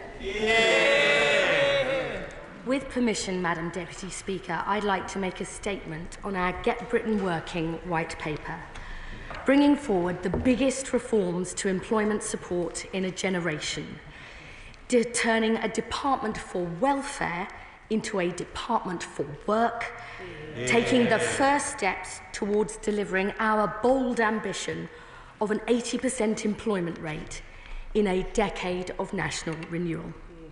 Madam Deputy Speaker, nothing short of fundamental reform is needed to turn the page on the last 14 years. A legacy which left the UK as the only G7 country whose employment rate hasn't returned to pre-pandemic levels. A near record 2.8 million people out of work due to long-term sickness. Almost 1 million young people not in education, employment or training, and millions more stuck in low-paid, insecure work. With all these problems, far worse in parts of the country, in the Midlands and the North, that were de-industrialised in the 80s and 90s, the very same places that have lower life expectancy and chronic poor health, areas which the party opposite repeatedly promised to level up, but repeatedly failed to deliver. And the result is an economic, but above all social crisis, paid for in the life chances and living standards of people right across this country, and by a benefits bill for sickness and disability that is set to rise by £26 billion by the end of this Parliament. And the reason we have ended up here is the failure of members opposite to create good jobs in every part of the country, to deliver on the NHS, and to properly reform welfare. But under our government, this will change, with new opportunities, matched by the responsibility to take them up. Because under this Labour government, if you can work, you must work. Madam Deputy Speaker, our White Paper brings in 3 major reforms. First, we will create a new jobs and careers service, overhauling job centres from a one-size-fits-all service that overwhelmingly focuses on administering benefits into a genuine public employment service, providing personalised support for all. Today, I can announce we will bring job centres together with the National Careers Service in England, beginning with a Pathfinder early next year, backed with £55 million of initial funding. We'll work closely with mayors and local leaders to ensure our new jobs and careers service is rooted in local communities and properly joined up with local help and support. And we'll work closely with employers to develop the service too, because when only 1 in 6 businesses has ever used a job centre to recruit, this has got to change. For too many people, walking into a job centre feels like you're back in the 80s or 90s. So we will trial a radically improved digital offer, using the latest technologies and AI to provide up-to-date information on job skills and other support, and to free up work coach time, and testing video and phone support too, because in the 2020s, you shouldn't only have to go into the job centre every week or fortnight when you could have a job centre in your pocket. Yeah. And because our frontline staff are our greatest asset, we'll develop the work coach and careers advisor professions, including by launching a new coaching academy. Yeah. Madam Deputy Speaker, the second major reform is our new youth guarantee, so every young person is earning or learning. Yeah. This comes alongside our commitment to provide mental health support in every school, our work experience and careers advice offer, and our plans to reform the last government's failed apprenticeship levy to give more young people the opportunities they deserve. But our new youth guarantee will go further, bringing together all the support for 18 to 21-year-olds under the leadership of mayors and local areas, so all young people have access to education, training and employment opportunities, and so that no young person misses out. Today I can announce we will establish 8 trailblazers for our youth guarantee in the Liverpool City region, the West Midlands, Tees Valley, East Midlands, Cambridgeshire and Peterborough, west of England, and 2 areas within Greater London, backed by £45 million of additional funding. I can also announce a new national partnership to provide exciting opportunities for young people in sports, arts and culture, starting with some of Britain's most iconic cultural and sporting organisations, including the Premier League, the Royal Shakespeare Company and Channel 4, building on the brilliant work they already do to inspire and engage the younger generation and get them on the pathway to success. Yeah. This is our commitment to young people. We value you. You are important. We will invest in you and give you the chances and choices you deserve. But in return for these new opportunities, you have a responsibility to take them up. Yeah. Because being unemployed or lacking basic qualifications when you're young can harm your job prospects and wages for the rest of your life. Yeah. And that is not good enough for young people or for our country. Yeah. The third major reform in our white paper is our new plan to drive down economic inactivity caused by poor health. The Health Secretary is already taking action to get people back to health and back to work, with extra support to drive down waiting lists in the 20 NHS trusts with the highest levels of economic inactivity. We're joining up employment and health support, expanding individual placement support to reach an additional 140,000 people with mental health problems, and delivering new WorkWell services, which includes GPs referring patients to employment advisors and other work-related support, like the brilliant service in the Junction Medical Practice in North London that we visited recently. Yeah. But we will go much further and faster to tackle this issue. To meet the scale of the challenge, we will devolve new funding, new powers and new responsibilities to tackle economic inactivity to mayors and local areas, because local leaders know their communities best. Yeah. We'll support all areas in England to produce local Get Britain working plans, joining up work, health and skills support. Today, I'm announcing 8 trailblazer areas backed by £125 million of additional funding in South Yorkshire, West Yorkshire, the North East, Greater Manchester, Wales, York and North Yorkshire, and 2 Greater London areas. In 3 of these areas, South and West Yorkshire and the North East, this will include dedicated input and £45 million of funding for local NHS integrated care systems. And we're funding a new supported employment programme called Connect to Work, backed by £115 million of initial funding for next year. This will be included in the integrated settlements of combined authorities, starting with Greater Manchester and the West Midlands. Because employers have such an important role to play in helping get people into work and, crucially, to stay in work, I can today announce a new independent Keep Britain Working review, looking at the role of UK employers and government in tackling health-related inactivity and creating healthy workplaces. This will be led by the former chair of John Lewis, Sir Charlie Mayfield, and it will report in the autumn.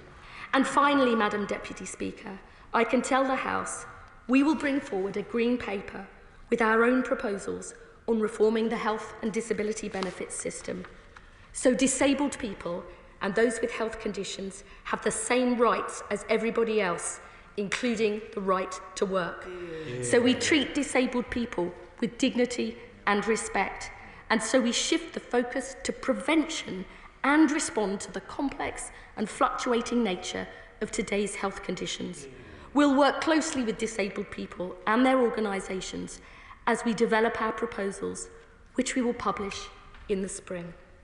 Madam Deputy Speaker, this white paper starts to turn the corner on the last 14 years, putting forward the real reforms we need to get more people into work and on at work, to give young people the very best start in life, and to ensure our employment and social security system understand this fundamental issue, that a healthy nation and a healthy economy are two sides of the same coin. Yeah. This is how we get Britain working again. It's how we get Britain growing again. And I commend this statement to the House. Yeah. Shadow Secretary of State Helen Whately. Thank you, Madam Deputy Speaker, and I thank the Secretary of State for advance sight of her statement.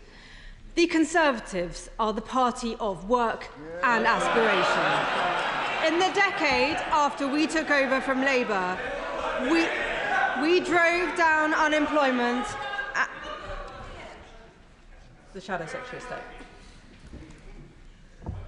In the decade after we took over from Labour, we drove down unemployment and economic inactivity year after year, including youth unemployment, down by 400,000 after the mess we inherited from the last Labour government. During the pandemic, we took unprecedented action to protect jobs and livelihoods. But since the pandemic, we've faced a new and difficult challenge in this country: rising economic inactivity, particularly among young people. In government, we were tackling this. I know that because as Health Minister, I was working on it. Our Work Well pilots. I'm delighted that the Right Honourable Lady and the Health Secretary visited one of our Work Well pilots just the other day. And on our Fit Note reforms, our youth offer, which helped 1 million young people, and our universal support scheme, which I now hear the Secretary of State has quietly rebranded as her own Connect to Work scheme. You're welcome. But far from being cross that the government is pinching our ideas, I welcome the Right Honourable Lady taking our work forwards, and that she's making the right noises about how important this is to fix. Economic inactivity is a big problem for our economy and for each and every individual who risks being written off to a life on benefits. Knowing that, I am disappointed in the substance of what she is announcing today, because far from matching her rhetoric, this appears to be little more than a pot of money for local councils, some disparaging language about the work of job centres, and a consultation which will be launched in the spring. Given that they have had 14 years to prepare for this moment, is that it? 14 years. Where are the reforms to benefits which will actually make material savings to the taxpayer, like the 12 billion we committed to save in our manifesto? Where are the reforms to Fit Notes, which we had handed over all ready to go? Where is her plan for reforming the workplace capability assessment? Right. She has banked the 3 billion of savings from our plan, but failed to set out her own. And her big announcement on making benefits for young people conditional, did she forget that they already are? The fact is, the Secretary of State has dodged the tough decisions. Every day she kicks the can down the road, costs the taxpayer millions of pounds, at this rate rising to 100 billion on sickness benefits by the end of this Parliament. Money that instead they are taking from farmers, from pensioners, from businesses, Madam Deputy Speaker. But to get people off benefits, you need jobs for them to go into. The very jobs businesses are saying, since the budget, they will no longer be hiring for. So while the Right Honourable Lady tries to get people into work, her Chancellor is busy destroying jobs. 50,000 jobs lost from her first budget alone. I put it to the Right Honourable Lady that if she wants to get more 18-year-olds into work, she should have a word with her Chancellor, who has made it so that from April it will cost £5,000 more for a business to employ them. And her Business Secretary, whose employment rights bill will, according to their own impact assessment, make it less likely for employers to take on young people. The government cannot solve this problem on their own. Businesses are the engine of our economy that create jobs for people to do. And it is telling, Madam Deputy Speaker, that I can't see a single business represented on their new Labour Market Advisory Board. I did hear the Right Honourable Lady talk about some new partnerships. But this announcement is such a song and dance about so little, I feel sure she will qualify for one of her own Royal Shakespeare Company apprenticeships. She has kicked the can. She's kicked the can so far down the road that her new partner, the Premier League, is sure to be on the phone by the end of the day. Madam Deputy Speaker, can I for a moment cut through the word soup of the announcement? It is time for the Right Honourable Lady to tell the House some facts. How many people will this help into work, and by when? What is the total she is saving the taxpayer? When will she reach her 80% employment target? What return on investment is she expecting from these plans? How will she measure her success or failure? Because this is so far from the bold grasping of the nettle that she is making it out to be, and that this country needs for our economy, for taxpayers, and for the millions of people missing out on the purpose and freedom that work brings. This is simply not good enough. True of State. May I gently say to the Honourable Lady, who I personally like and have a great deal of time for, the only people who dodge difficult decisions on welfare are the party opposite. And the facts speak for themselves. By the end of this Parliament, the OBR says 420,000 more people will be on health-related universal credit benefits, rising from a third now to a half at the end of the Parliament. That's her government's legacy. 1 in 8 of all of our young people are now not in education, employment or training. We have seen a doubling of the number of those young people out of work due to long-term sickness, and a doubling of those young people out of work because of mental health problems. After 14 years in government, who does she actually think is responsible for that? And I'm afraid the truth is now staring her in the face. The Conservatives are now the party of welfare, and Labour is the party of work. She talks about British businesses. I mean, I know only too well the pressures many businesses face, and we have spoken to the CBI, the Federation of Small Businesses, the British Chamber of Commerce, and they are really keen to work with us on our proposals. They know their members have hundreds of thousands of vacancies they need to fill, 1 in 3 of which because of skills gaps. They know that 300,000 people every single year fall out of work due to a health condition, and that they need support to try and tackle that problem. I believe that the DWP and job centres should serve businesses' needs and aspirations, not be the place of last resort, which is precisely what our reforms will deliver. And I would finally just say this.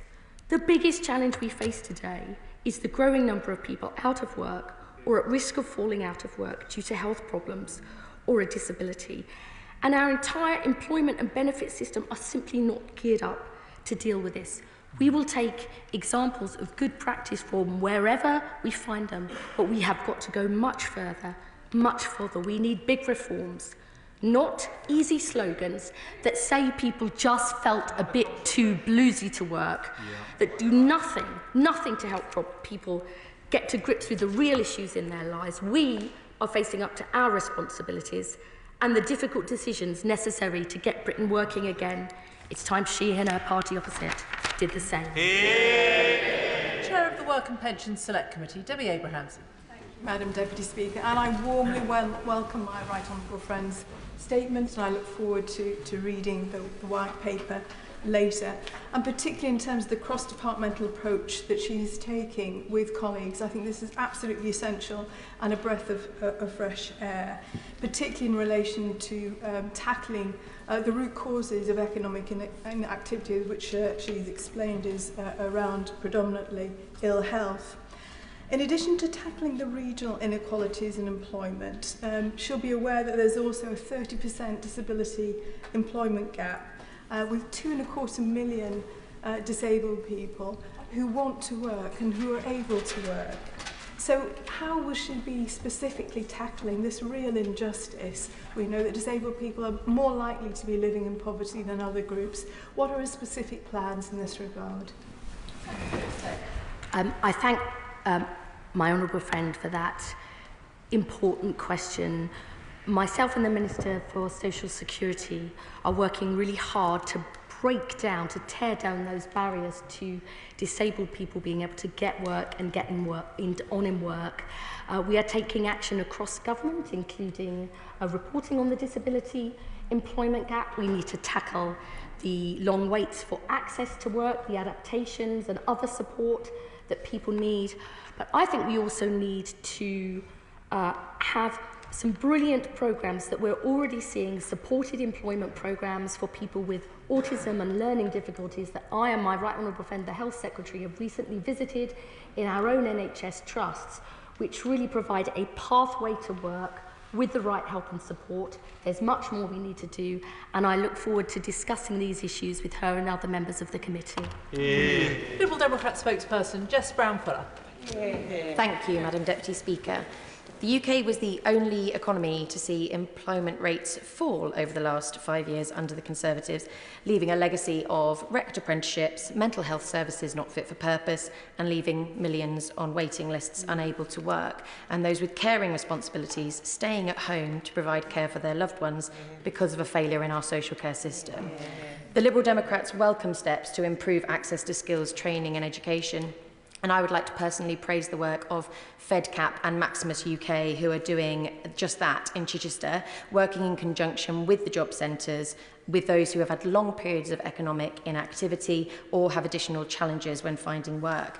But the insecurity and short-term nature of government funding for those projects means that both organisations had to pause their referrals this year while they waited for the government to confirm their continued funding. I'm sure the Secretary of State agrees with me that to get people back into work, the organisations trying to do that already need more security from the government. And when it comes to tackling the mental health crisis, it is not enough to reverse the Conservatives' lack of action. The government must be proactive in improving mental health services, and I invite the Secretary of State to take the proactive ideas the Liberal Democrats laid out in our general election manifesto, such as catching more mental health conditions early on by offering mental health MOTs, and also the introduction of mental health hubs in every community to deliver an ease of access to walk-in services and support.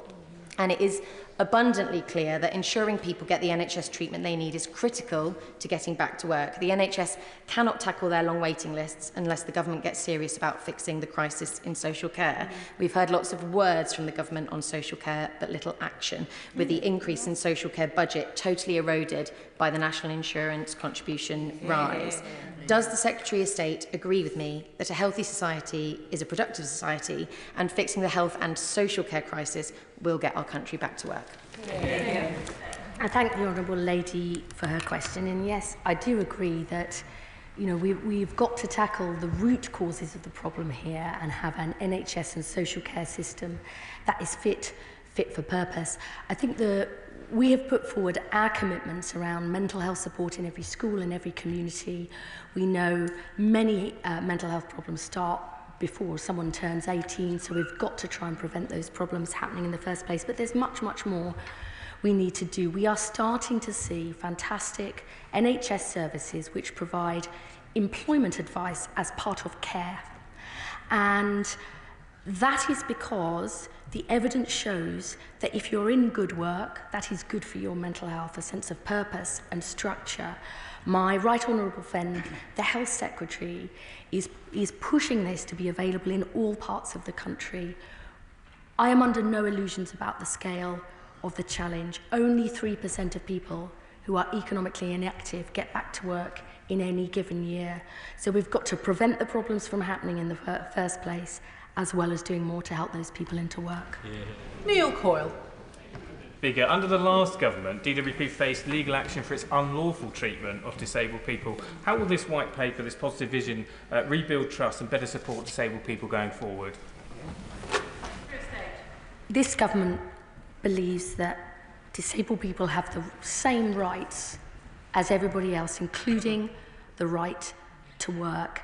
And our mission is to break down those barriers. Many disabled people want to work if they could get the right help and support and a job that fits their needs and concerns with greater flexibility. I think this is a really important challenge. I don't blame disabled people often for being frightened and worried when they hear about these discussions after what's happened over the past 14 years.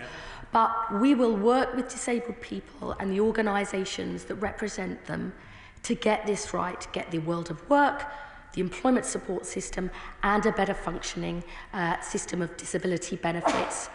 This is a really big challenge for our country, but I think with these proposals we're taking an important step forward. John Glenn. Thank you, Madam Deputy Speaker. I welcome the ambition of the Secretary of State in many of the areas she set out this afternoon, particularly the Keep Britain Working initiative.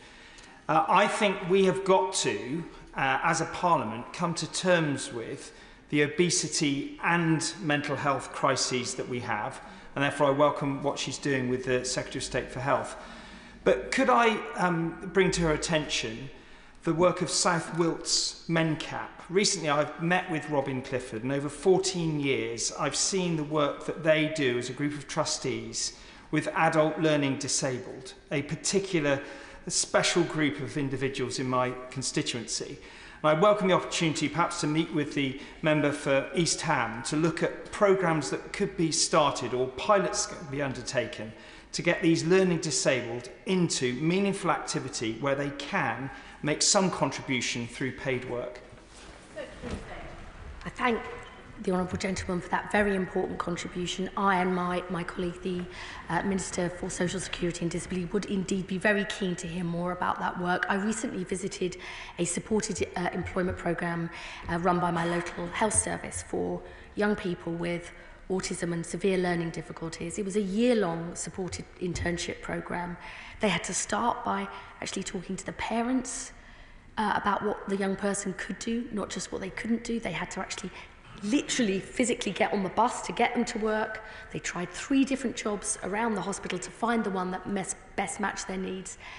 And every single young person after that year was given a paid job. It's so successful, we're expanding it to the local university and to one of Leicester's biggest hotel chains. These changes are possible, and I'm very keen to work with him in his area to make sure we give those opportunities. Jill German. Speaker. I warmly welcome my Right Honourable friend's statement today, and I do believe that these reforms will be transformative and it's not before time.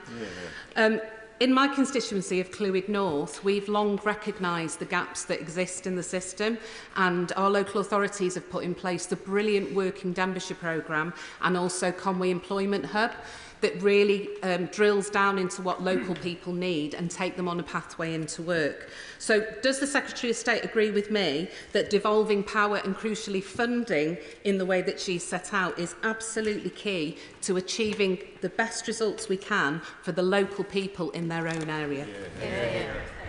This is a major change in our approach. Local areas know best their needs and the different organisations that can help achieve the goals. I know my city, my economic inactivity is predominantly driven by people with caring responsibilities. Other parts of the country, it's more physical health or mental health problems. and we need different things in different parts of the country. I think that's the best way to get the best results. It's a big change for the Department for Work and Pensions to be a much more localised service and to be much more joined up with other parts of government, both nationally and locally. But that's the way we get the change that we deliver. Lewis Cocking. Thank you, Madam Deputy Speaker. Businesses in my constituency of Broxbourne are really worried and are putting off investing and creating jobs because of the party's opposite budget, in particular the increase in regulations and the national insurance increase. How does she plan to get everyone, how does the Minister plan to get everyone back to work who should be in work if there are no jobs that exist out there? I do understand the pressures that many businesses are under. You know, I think that the budget was trying to deal with a very difficult issue, which is if you're spending more than you earn and your public finances aren't working, you've got to deal with that. Anyone who runs a business knows that you've got to get the finances right. But I think many organisations do recognise that they need to recruit more people with the skills they need that meet their particular concerns. They are worried about the increasing number of health conditions, people leaving work because of that. I'm determined to work with and to serve businesses locally, and I'd be very happy to meet with him to talk about the specific needs of businesses in his constituents. David Pinto-Dushinsky. Thank you, Madam Deputy Speaker, and I'd like to warmly welcome the White Paper. I think it's a huge step forward. Mental health challenges have been the biggest single driver of rising inactivity among the young. And we also we know that mental health can be hugely helped by work. One study shows that even just 8 hours of work a week will reduce risk of depression and anxiety by up to 30%. Given that, what will the Secretary of State do to help support those at risk from mental health issues get back to work? Thank my honourable friend for that question. I've already talked about what we aim to do to prevent mental health problems from happening in the first place with more mental health support in schools and in the community. What I really see this as is a really fundamental overhaul of the way DWP and the NHS work together, that we start to see support into the right jobs for the right people with mental health problems as part of what the NHS does, putting those employment advisors into the NHS, the individual placement and support service, which did begin under the last government through the NHS. The results have been quite phenomenal. 40% of people in work after 5 years, and their use of the health service, their number of relapses and days they spend in hospital, reduced to better for work, better for mental health. That requires a big change in the way we work, but myself and my right honourable friend, the Health Secretary, are determined to make that happen. Kirsty Blackman. Madam Deputy Speaker, many disabled or ill people were terrified by the Tories' proposals to cut £3 billion from sickness benefit. Given that Labour are continuing along this cut, will the Secretary of State today promise to sign up to the principle of nothing about us without us and ensure that disabled people, those with ill health and those with lived experience of these systems are round the table making the decisions on how this moves forward? I've always been a big champion when I worked in social care of working in partnership with people to get the right decisions right first time. And I think that's really important, which is why myself and the Minister for Social Security and Disability are absolutely clear that we will work with disabled people in the organisations to get this system right. But I want to be really clear here. The system isn't working. You have to wait weeks on end to get an assessment. They're often overturned at tribunals. We don't do enough to prevent people from falling out of the workplace. 90% of people who get back into work after a bout of sickness do so within the first year. But we don't use that opportunity to provide the help and support that they need. We do need change. I understand how worried people are when they hear about change, but they themselves, I think, would also say the change needs to happen, and we're determined to put that in place. Joanna Baxter. Thank you, Madam Deputy Speaker. I warmly welcome the statement by my right honourable friend today, because giving people the opportunity to get on in life and have dignity and good work is at the heart of what drove me to this place. Does the Secretary of State agree with me that helping people into work in Paisley and Renfrewshire South is about getting the economy growing again, as well as putting more money into people's pockets? And can she say a little bit more about the discussions she's had with the Scottish Government to ensure that they will play their full part in making sure this works? We're absolutely determined to get more people into better paid jobs in every part of the country. That is the key to improving people's living standards and to getting the economy growing again. Our new Jobs and Careers Service will look different in Scotland because the Scottish Government is responsible for running the careers service there, but we are already in discussions about how we make sure our plans meet the specific needs of people in Scotland, including in her constituency, and I look forward to receiving her ideas and suggestions, as I know she will always provide.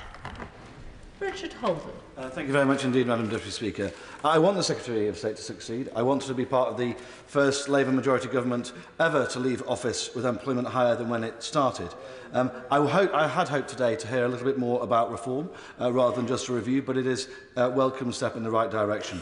What businesses in Basildon and Billericay have been telling me is that while I'm sure they'll welcome some of the schemes, and I'm sure some of those schemes will go on to do good things, they are absolutely terrified by both the taxes coming through national insurance and the hit on them through business rates as well. And with the OBR saying there's going to be at least 50,000 jobs a year going because of those changes, where are the people that she's hoping to get off benefits and into work going to find that employment? Secretary of State.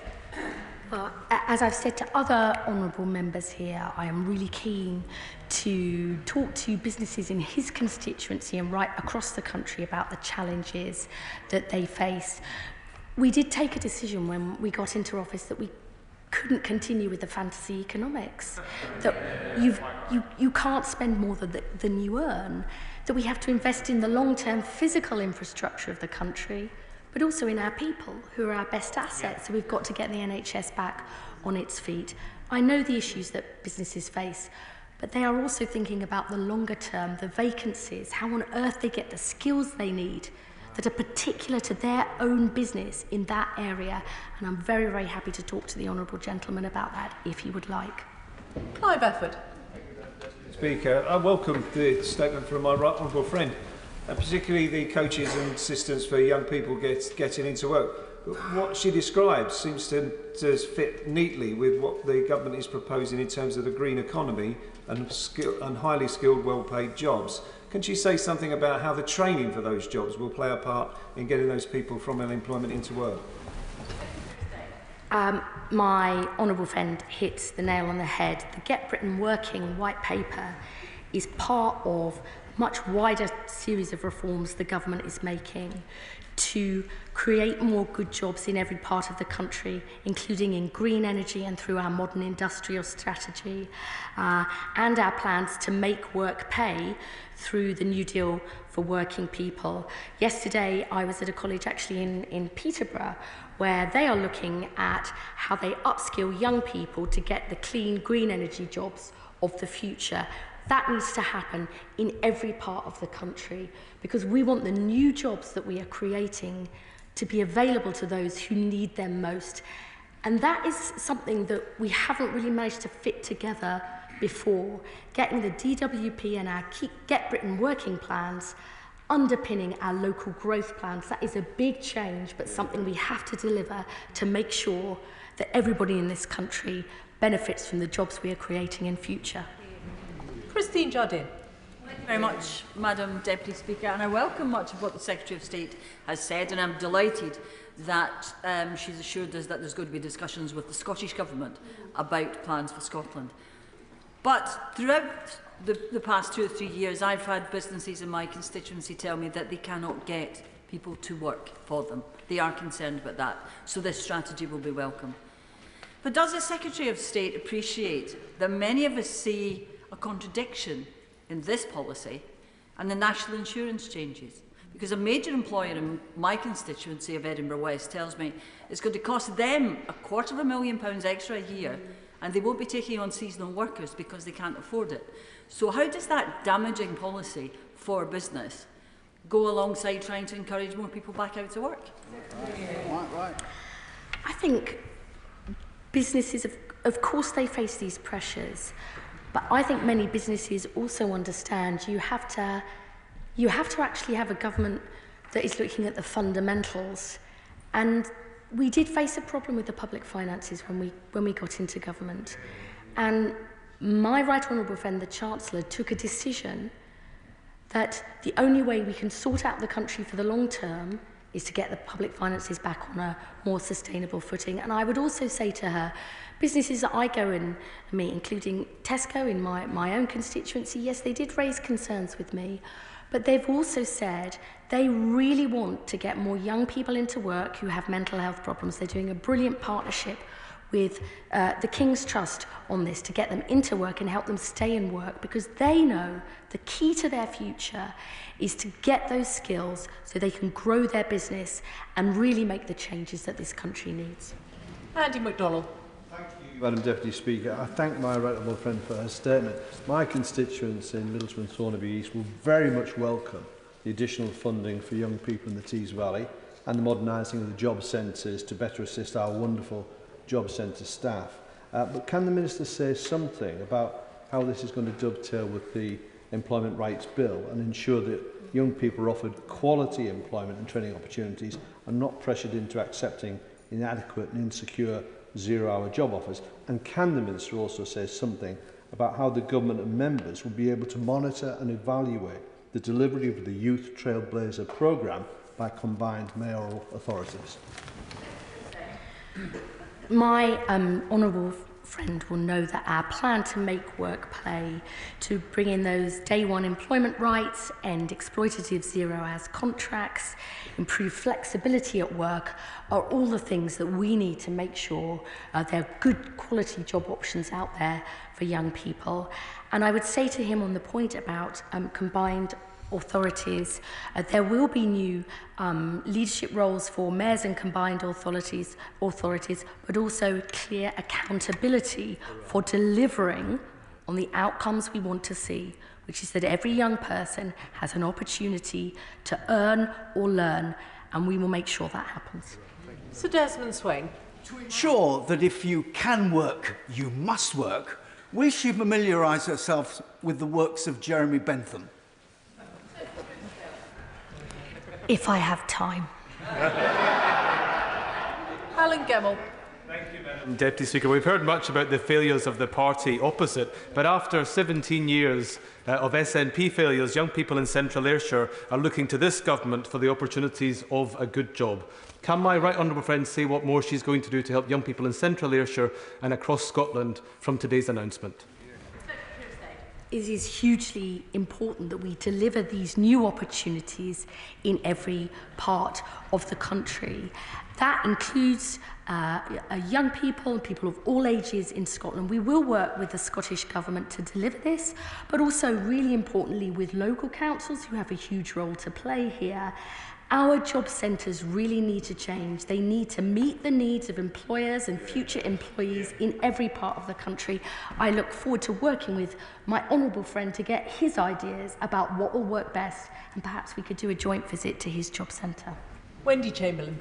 Thank you very much, Madam Deputy Speaker. It's all very well us talking about Department for Work, but one of the challenges often is that we fail those in employment who are still interacting with the benefit system.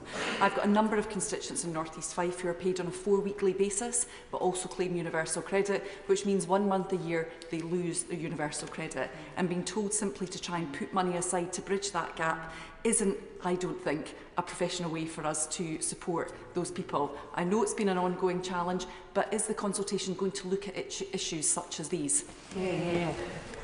The Honourable Lady raises a really important point, and we have a clear manifesto commitment to review universal credit, to tackle poverty and to make work pay. That issue has been raised a lot with me and my right honourable friend, the Minister for Social Security and Disability, and I'm sure it's something that he will be looking closely at, because we need our benefit system to match the reality of people's working lives today. So that's a very important point she's raised. Yuan Yang. Thank you, Madam Deputy Speaker. I very much commend the Minister's youth guarantee. In my constituency of Early and Woodley, there are many businesses who've invested in the high-tech industries of the future. However, I do speak to young people and their families who are concerned about getting jobs at the first rung of the ladder in the present day. There'll be 3,000 undergraduates graduating from the University of Reading this year, a further 3,000 people turning 18 in my constituency, and asked the Minister what she and her department can do for those young people to ensure that local jobs and skills training opportunities match the economic advantages of the area that they're from. I mean, I personally believe that we actually need to start much younger than 18 with good work experience and careers advice in schools. I've certainly seen that in my own constituency, whereas as young as in primary schools, teachers have been bringing in people from different jobs, in different professions, to open children's eyes and their minds to the possibility of the world of work that's out there. This is why I think we need to bring together everything that's happening in our schools, our colleges, and the world of work. That is the way that we open up possibilities for young people in future. The Youth Guarantee, I hope, in local areas will do precisely that and provide the opportunities that her young constituents need and deserve. Jim Allister. Thank you, Madam Deputy Speaker. I note that the white paper is called Get Britain Working Again, not Get the United Kingdom Working Again. Now, I appreciate there are devolution issues, but when I listen to her statement, I find it is very England-only orientated. There are references to national partnerships, but where does this fit within the matrix of getting the United Kingdom working again?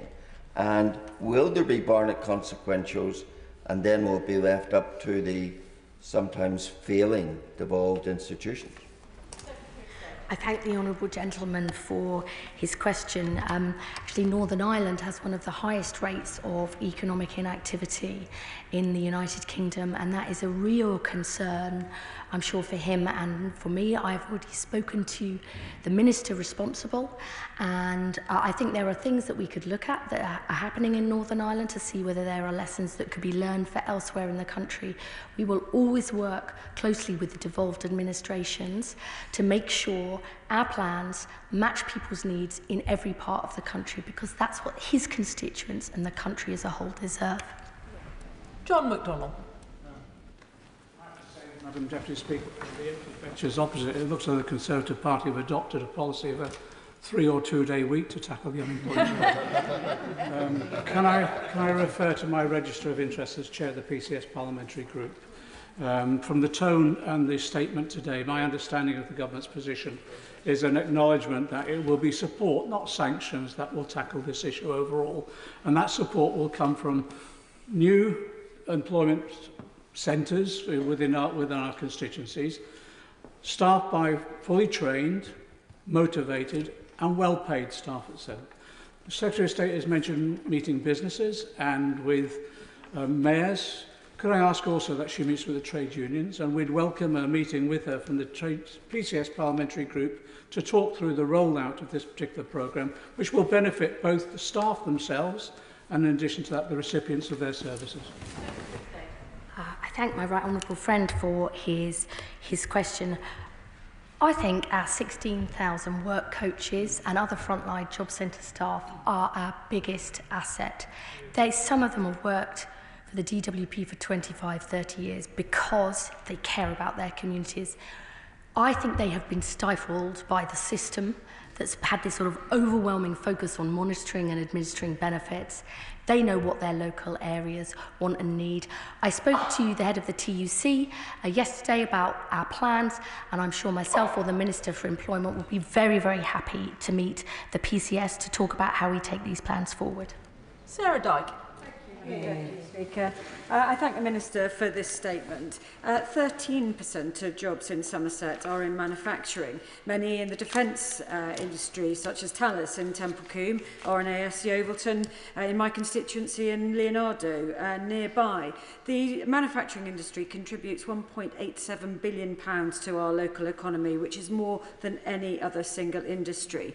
However, data shows that women represent only 30% of the STEM workforce, workforce. So does the Secretary of State agree with me that we should be making more targeted interventions to support more women into this important industry? 100%. I could not agree with the Honourable Lady more. We need to get more women into manufacturing, engineering, all those STEM subjects. And indeed, I met many apprentices yesterday on a visit to Peterborough College, young women who said, this is for me, more women need to do this. It's a great job, a great career, great pay, 100%. Conor Rand. Madam Deputy Speaker, and it's wonderful to hear from our right honourable friend that Greater Manchester will be one of the trailblazer areas for these vital reforms. But when I speak to businesses in Altrincham and Sale West, they tell me that the greatest challenge they face is recruiting people to fill vacancies.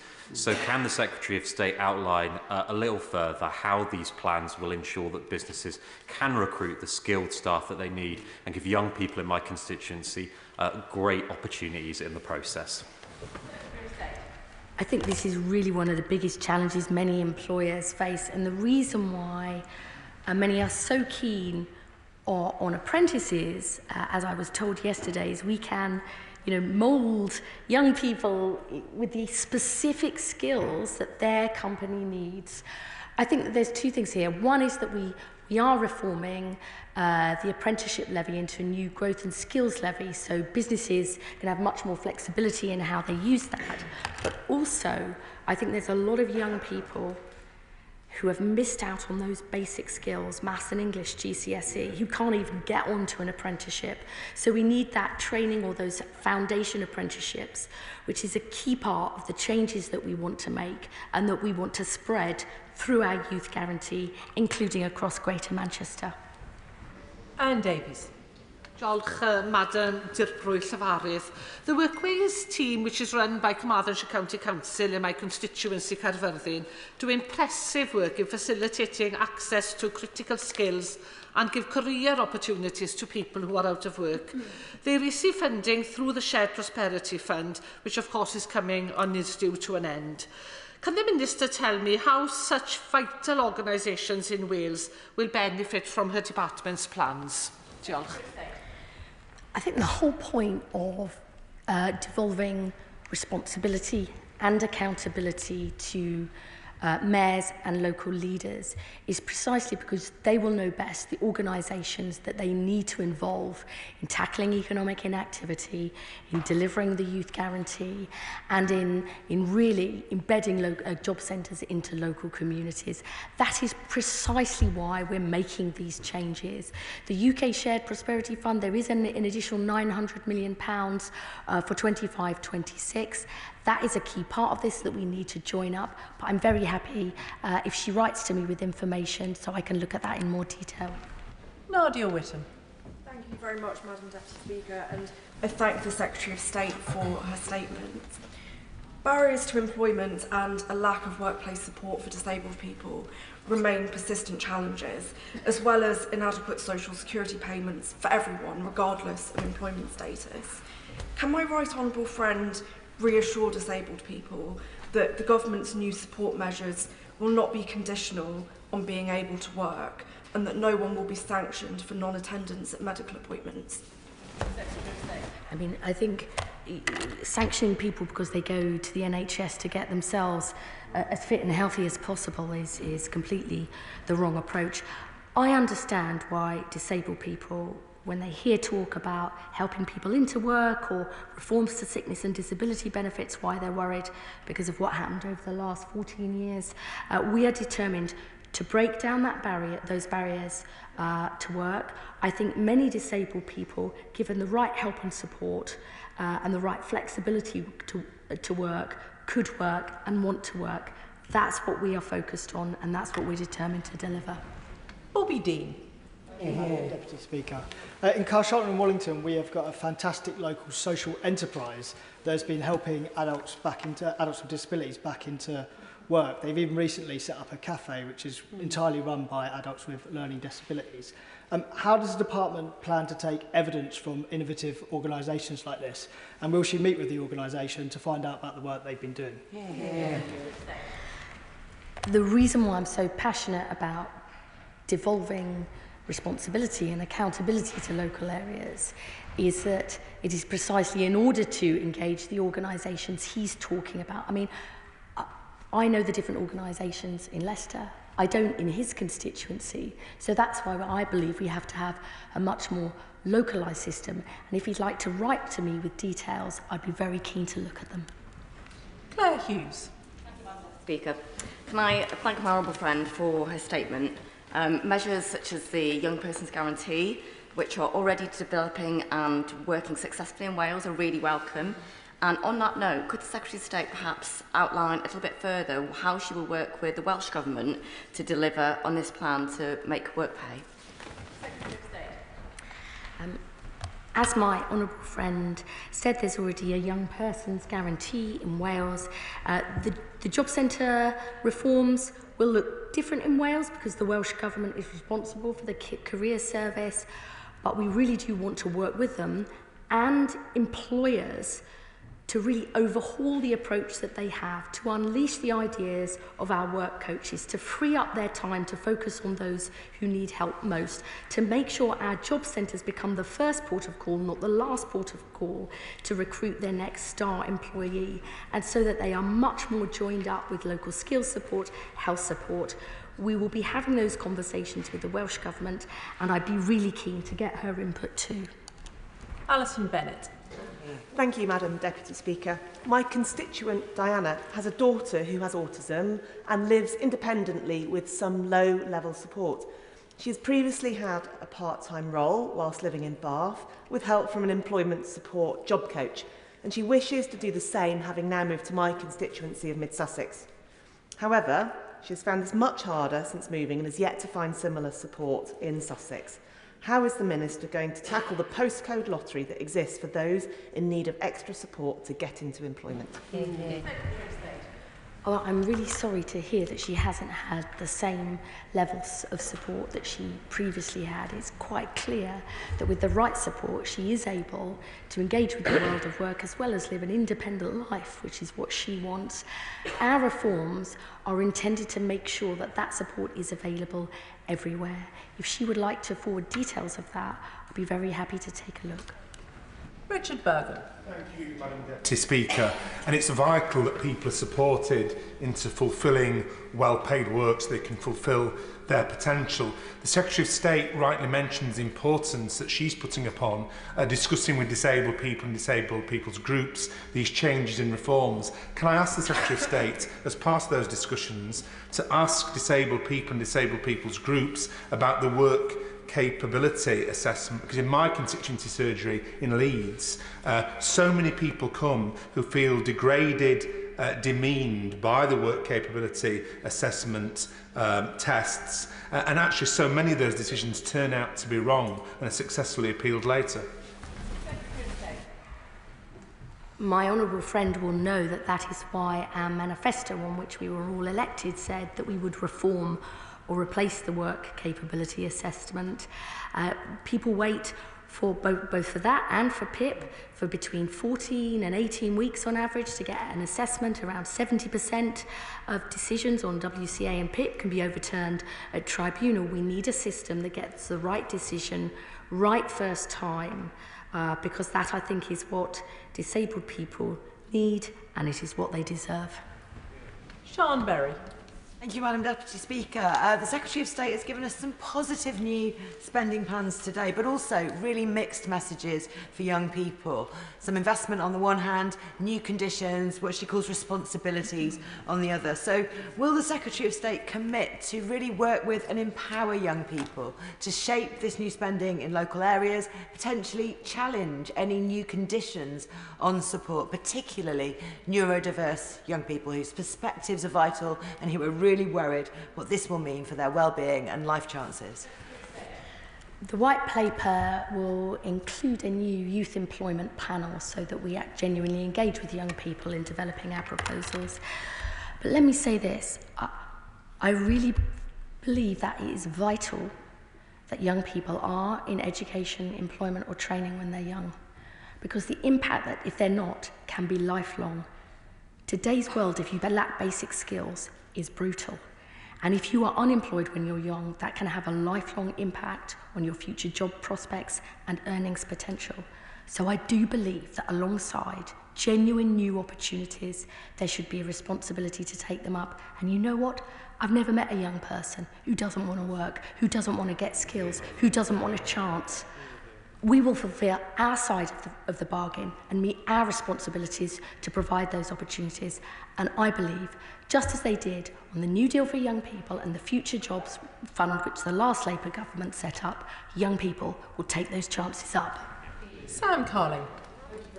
Madam Deputy Speaker, may I thank the Secretary of State for coming to set out these measures today around getting Britain working. And I'm also really pleased to see that Cambridge and Peterborough has been included as one of the areas for trailblazing in the Youth Guarantee.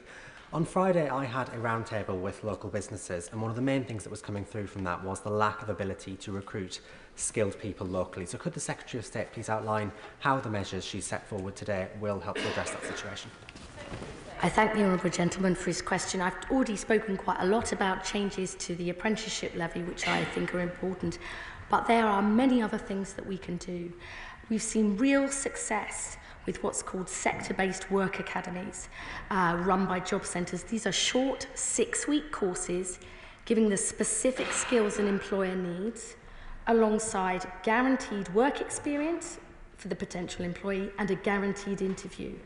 They have had a huge success for the person looking for work and for the employer because they get someone with the skills they actually need. We are committed to doing that this year, and I hope we will roll that out further. That's just one of many examples of how we can change our job centres and the DWP to better serve employers and their needs. Lisa Smart. Thank you very much, Madam Deputy Speaker. Stepping Hill Hospital in Hazel Grove has a huge repairs backlog, reported at being £130 million. We've had buildings knocked down because they're no longer safe, medics wading through flooded corridors, and most recently a light fitting falling down in a delivery suite when the couple were in active labour. This has a massive impact on the waiting lists and consequently the amount that my residents can work, including Anthony from my area who got in touch yesterday, waiting for rehab post a heart attack in June. Can the Secretary of State confirm that any extra funding will go to what local communities need in order to get back to work? Many of my constituents are as keen as mustard, but they're on waiting lists, rather than the most wonderful work coach who can do very little when somebody's awaiting surgery. The Honourable Lady raises a massively important point, and I'm really sorry about what her constituents are experiencing. We've got to get people back to health and back to work. I mean, it is no wonder that so many people are out of work due to long-term sickness when we've got waiting lists at near record levels. That's why my Right Honourable friend, the Health Secretary, is sending in extra help, including doctors, to drive down waiting lists in the areas that need help most. It is a no-brainer to me that you've got to get people off the waiting list to get them back to work. That's what I mean about a healthy nation and a healthy workforce being two sides of the same coin. Jen Craft. Thank you, Madam Deputy Speaker. Thorough Lifestyle Solutions in my constituency are an excellent example of good practice in helping disabled people enter and stay in the workplace. They are particularly successful because they embody that maxim, nothing about us without us, run by, led by, designed by disabled people themselves. Will the Secretary of State commit to taking these kind of examples of best practice into consideration and ensuring the voices of disabled people and those with long-term health conditions are put at the very heart of this strategy? Yes, and I think what she and many other honourable members today have highlighted is lots of individual examples of really good working, but we're not joining it up. It's not actually a central part of our employment system, when it absolutely should be.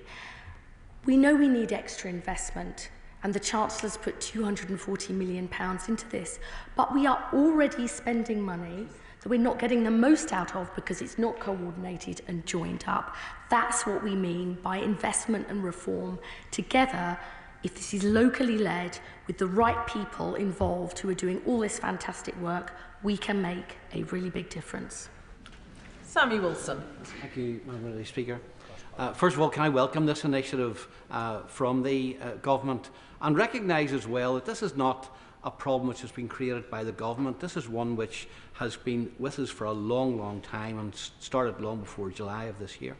Northern Ireland has got the highest level of economic inactivity, despite the fact that I can think of many initiatives in my own constituency for people with learning difficulties, for apprenticeships in certain sectors, for the work of local colleges, etc. And yet, despite all of that, this problem persists. And that's in a case of full employment, practically.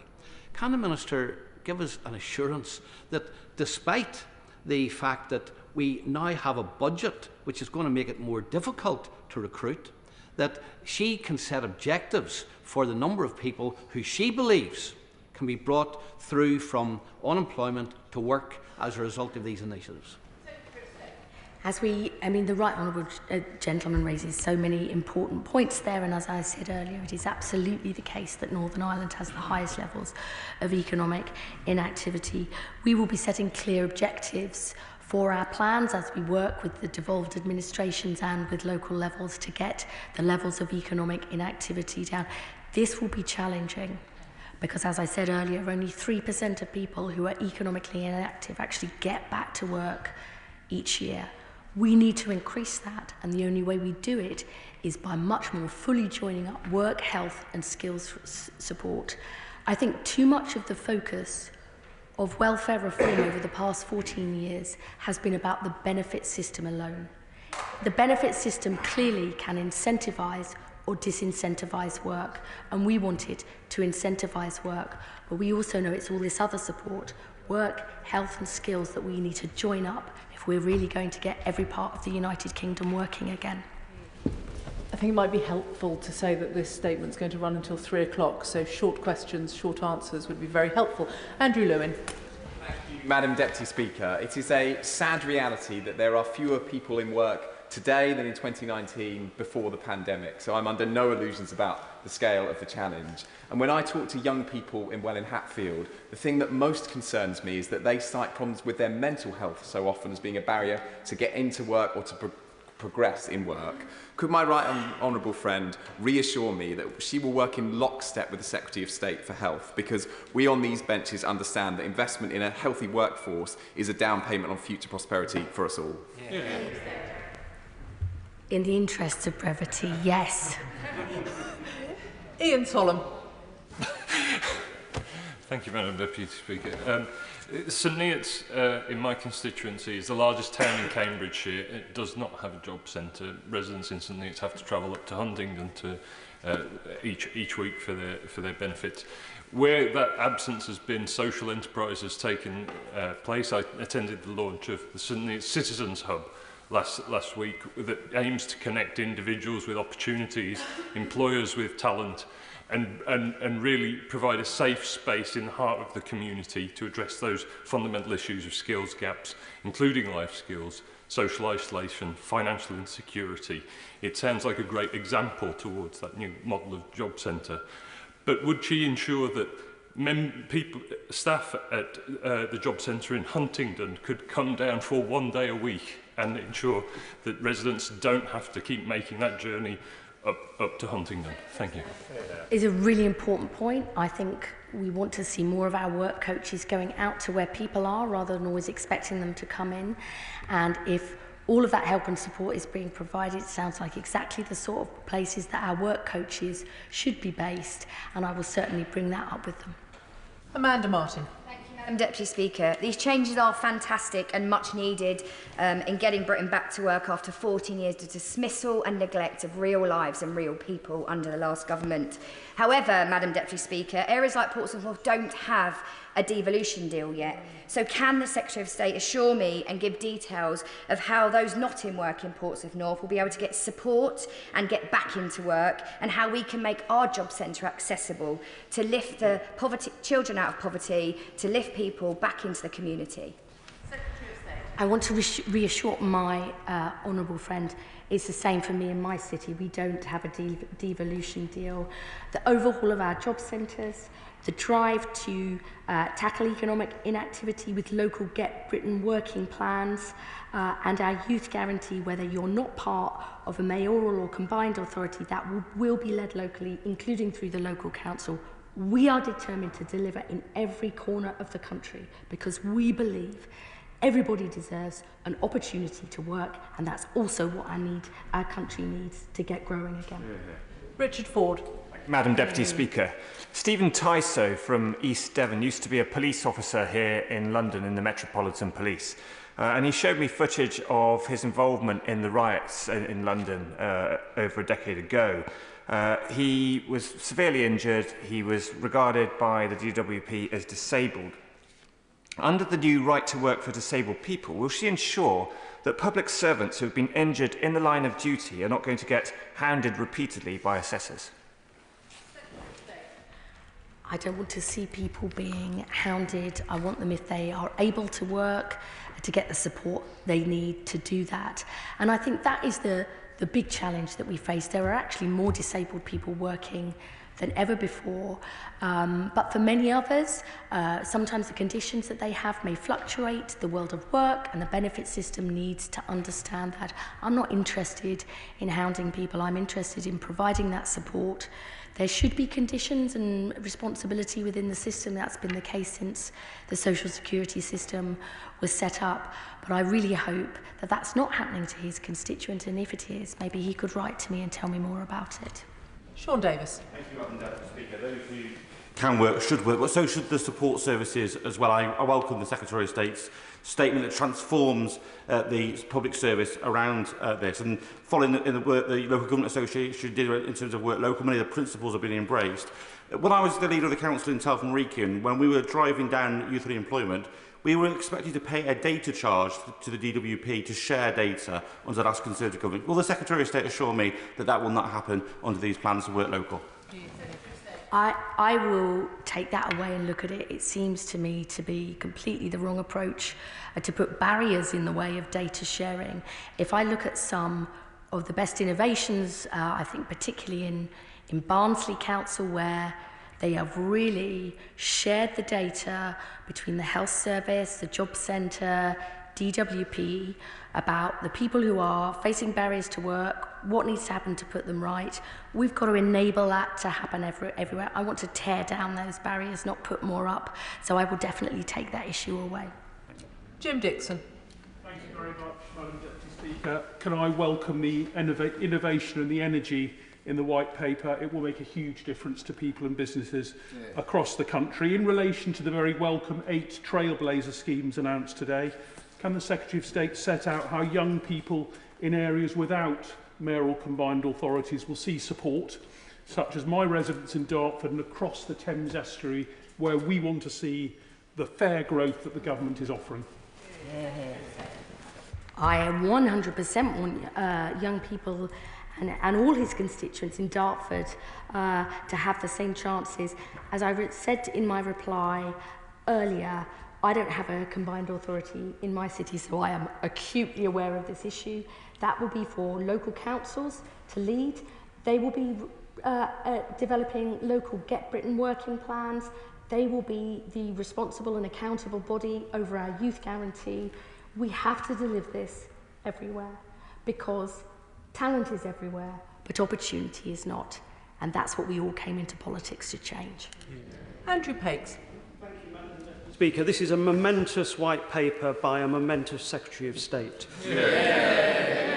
Yesterday I had the great privilege to take my honourable friend to Peterborough College to meet excellent businesses and apprentices doing brilliant work, such as EML, Baker Perkins, Taylor Rose and Codum and Gen Phoenix. Those businesses and learners are excelling in a system which has failed too many of our young people. Apprenticeships down, youth unemployment up in my city. Can my right honourable friend tell us how quickly we can get going on these new trailblazers? I want to thank my honourable friend for an amazing visit yesterday, and I hope he passes on my thanks to Rachel at the local college and all the local businesses and apprentices. I agree with him. When the number of apprenticeship starts for young people dropped by 38% under the last government's apprenticeship levy, when in Peterborough more than 1,350 young people are claiming benefits, the majority not in work, we have to act swiftly, and we will. These programmes are starting immediately in the new year. I look forward to working with him and all those businesses and the college in Peterborough to put our plans into action, because we are determined to deliver.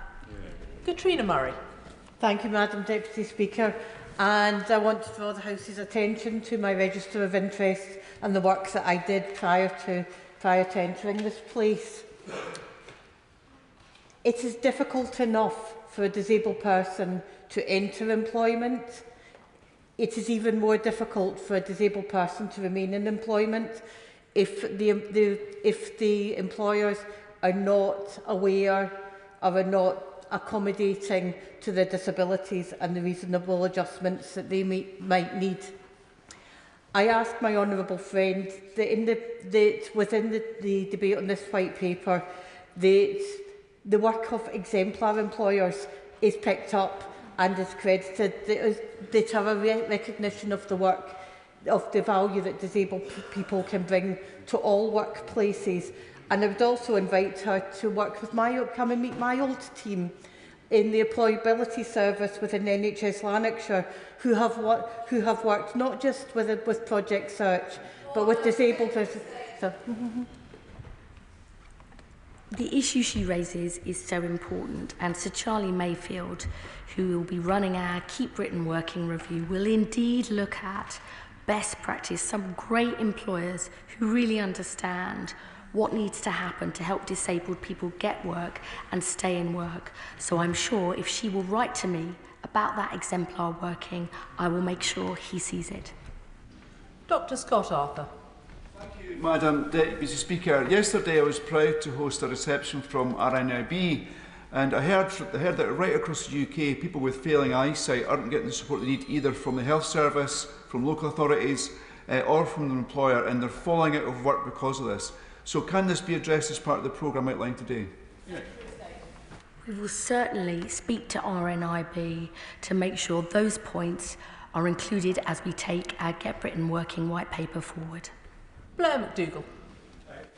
If you, Madam Deputy Speaker, search the record of this place, you'll see the phrase "no child left behind" mentioned over and over again. But during the pandemic, children were left behind. They've been washing up on the shores of social work, of the police sometimes, and of childhood mental health services. And I know from visiting my job centre in Barrhead that they're now washing up in their shores as well. What will this white paper do to help that COVID generation who were left behind?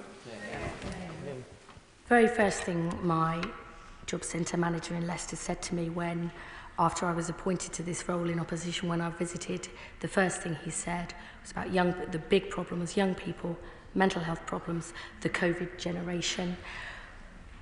They deserve more opportunities to earn and to learn. And the country has to do this, because for me this is the most concerning problem that we face, the rapid increase in young people not in education, training or employment. The youth guarantee, I think, is something we know we can deliver. We did it when we were last in government with the New Deal for Young People and the Future Job Funds. This is a version of that, facing the problems of today and tomorrow, to give that COVID, that pandemic generation, the chances and choices they need to build a better life. Mark Stewards. Thank you, Madam Deputy Speaker. Can I start by welcoming the statement made today and the white paper? I think that she has confirmed that we are definitely the party of work. Now, there's so much good stuff in this statement, this white paper. Reforms to job centres, the youth guarantee, joined up health and job support, but I particularly welcome the talk of a right to work. I speak to disabled constituents in my constituency, Leeds South Western Morley, and they tell me that they are desperate to get into employment but can't find employers that meet their needs. So without knowing the specifics, what general assurances can she give those constituents that they will be able to find work under this white paper. This government understands that the benefit system is important in whether it incentivises or disincentivises work, but we also have to address people's skills, their barriers to work, including for disabled people, the need to work much more closely with employers so they understand the benefits of keeping people in work or getting them back to work. This is a huge agenda, and the DWP has, I think, been too centralised and too siloed and not joining up all this support. Our work coaches are desperate to make this happen, and under these reform programmes, that's exactly what we'll do. John Slinger.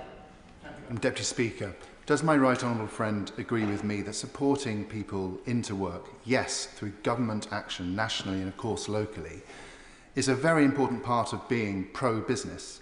And will she expand briefly on how the measures she's set out will benefit businesses of all sizes in my constituency of Rugby, and will she reassure them that this is the party that is not only the party of work, but also it is a pro-business party? Businesses in Rugby and across the country, the thing that they will always say is that they are desperate to recruit people with the right skills. If you haven't got the right people, you're not going to be able to expand and thrive. This is a pro-business strategy to get Britain working again, so we get Britain growing again. My honourable friend, the Minister for Employment, says we are the HR department of the growth mission, and I hope businesses in Rugby will see that and work with us to make sure we get this right. Paul Wall. Thank you, Madam Deputy Speaker. Can I warmly congratulate the Secretary of State on all her hard work in delivering this white paper today? It's a white paper that proves not only is hers a department for work, but Labour is the party of work. Whereas, judging from the sea of green opposite, the Tories are a party of slackers. I warmly welcome the fact that Greater Manchester is one of the trailblazer areas today. Could she say a little more about what she's most excited about in Andy Burnham's plans in Greater Manchester to help tackle this massive problem? Greater Manchester is actually, under Andy Burnham's leadership, really pioneering some of the changes that we want to see. Really fundamentally joining up work, health and skills support, commissioning new talking therapist services for people who are looking for work, having a new service where they're kind of brokering between people who need work and the employers, making sure employers get the staff they need, but also make the adjustments. We want to build on that and expand it because we are indeed the party of work. We believe work brings self-respect, dignity, control, as well as improving your living standards. That is something I'm very proud of, and I hope and believe these forms will deliver in every corner of this great nation, so we don't just invest in Great Britain, but in Great Britons, who are this country's greatest asset. Can I thank the Secretary of State for her point of order? Brendan O'Hara. Madam Deputy Speaker, at FCDO questions on October the 28th, the Foreign Secretary was asked by the Honourable Member for West Suffolk whether he believed there was a genocide taking place in the Middle East. In his reply, the Foreign Secretary appeared to suggest that there was not, partly because not enough people had lost their lives. I understand, Madam Deputy Speaker, that you are not responsible for answers from the dispatch box, and that's why on October the 31st I wrote to the Foreign Secretary seeking urgent clarification on what he meant. The following day, on November the 1st, I also wrote to the Attorney-General asking that he immediately clarify the government's position and confirm that there had been no change in how the UK government was interpreting the Genocide Convention. As of this afternoon, Madam Deputy Speaker, I have had no reply from either the Foreign Secretary or the Attorney-General to my correspondence. I therefore seek your guidance as to how I can get a reply to what I and many others regard to be a matter of the utmost importance. Very grateful to the honourable member for having given notice of his point of order. He is absolutely correct when he says that I am not responsible for the content of ministers' answers, nor indeed for their responses in correspondence from honourable members. But, and I must say this, all honourable members are entitled to expect timely responses to their letters to ministers. Now, I'm sure the Treasury bench will have noted his comments this afternoon, which brings us to the next item of business, 10-minute rule motion. Dame Siobhan McDonough. Thank you, Madam Deputy Speaker. I beg to move that leave be given to bring in a bill to make provision about the liability of practitioners and of the organisation which employs the practitioner where a practitioner prescribes an unlicensed medicine to or carries out a non-standard treatment on a person who is terminally ill, to make provision about the import, storage and use of equipment and unlicensed medicine for the purpose of such prescriptions or such treatment and for connected purposes. Advances in medical science wait for no man or woman, unless, of course, you are one of the thousands of people in the UK each year diagnosed with a rare cancer, in which case you are likely to receive the NHS treatment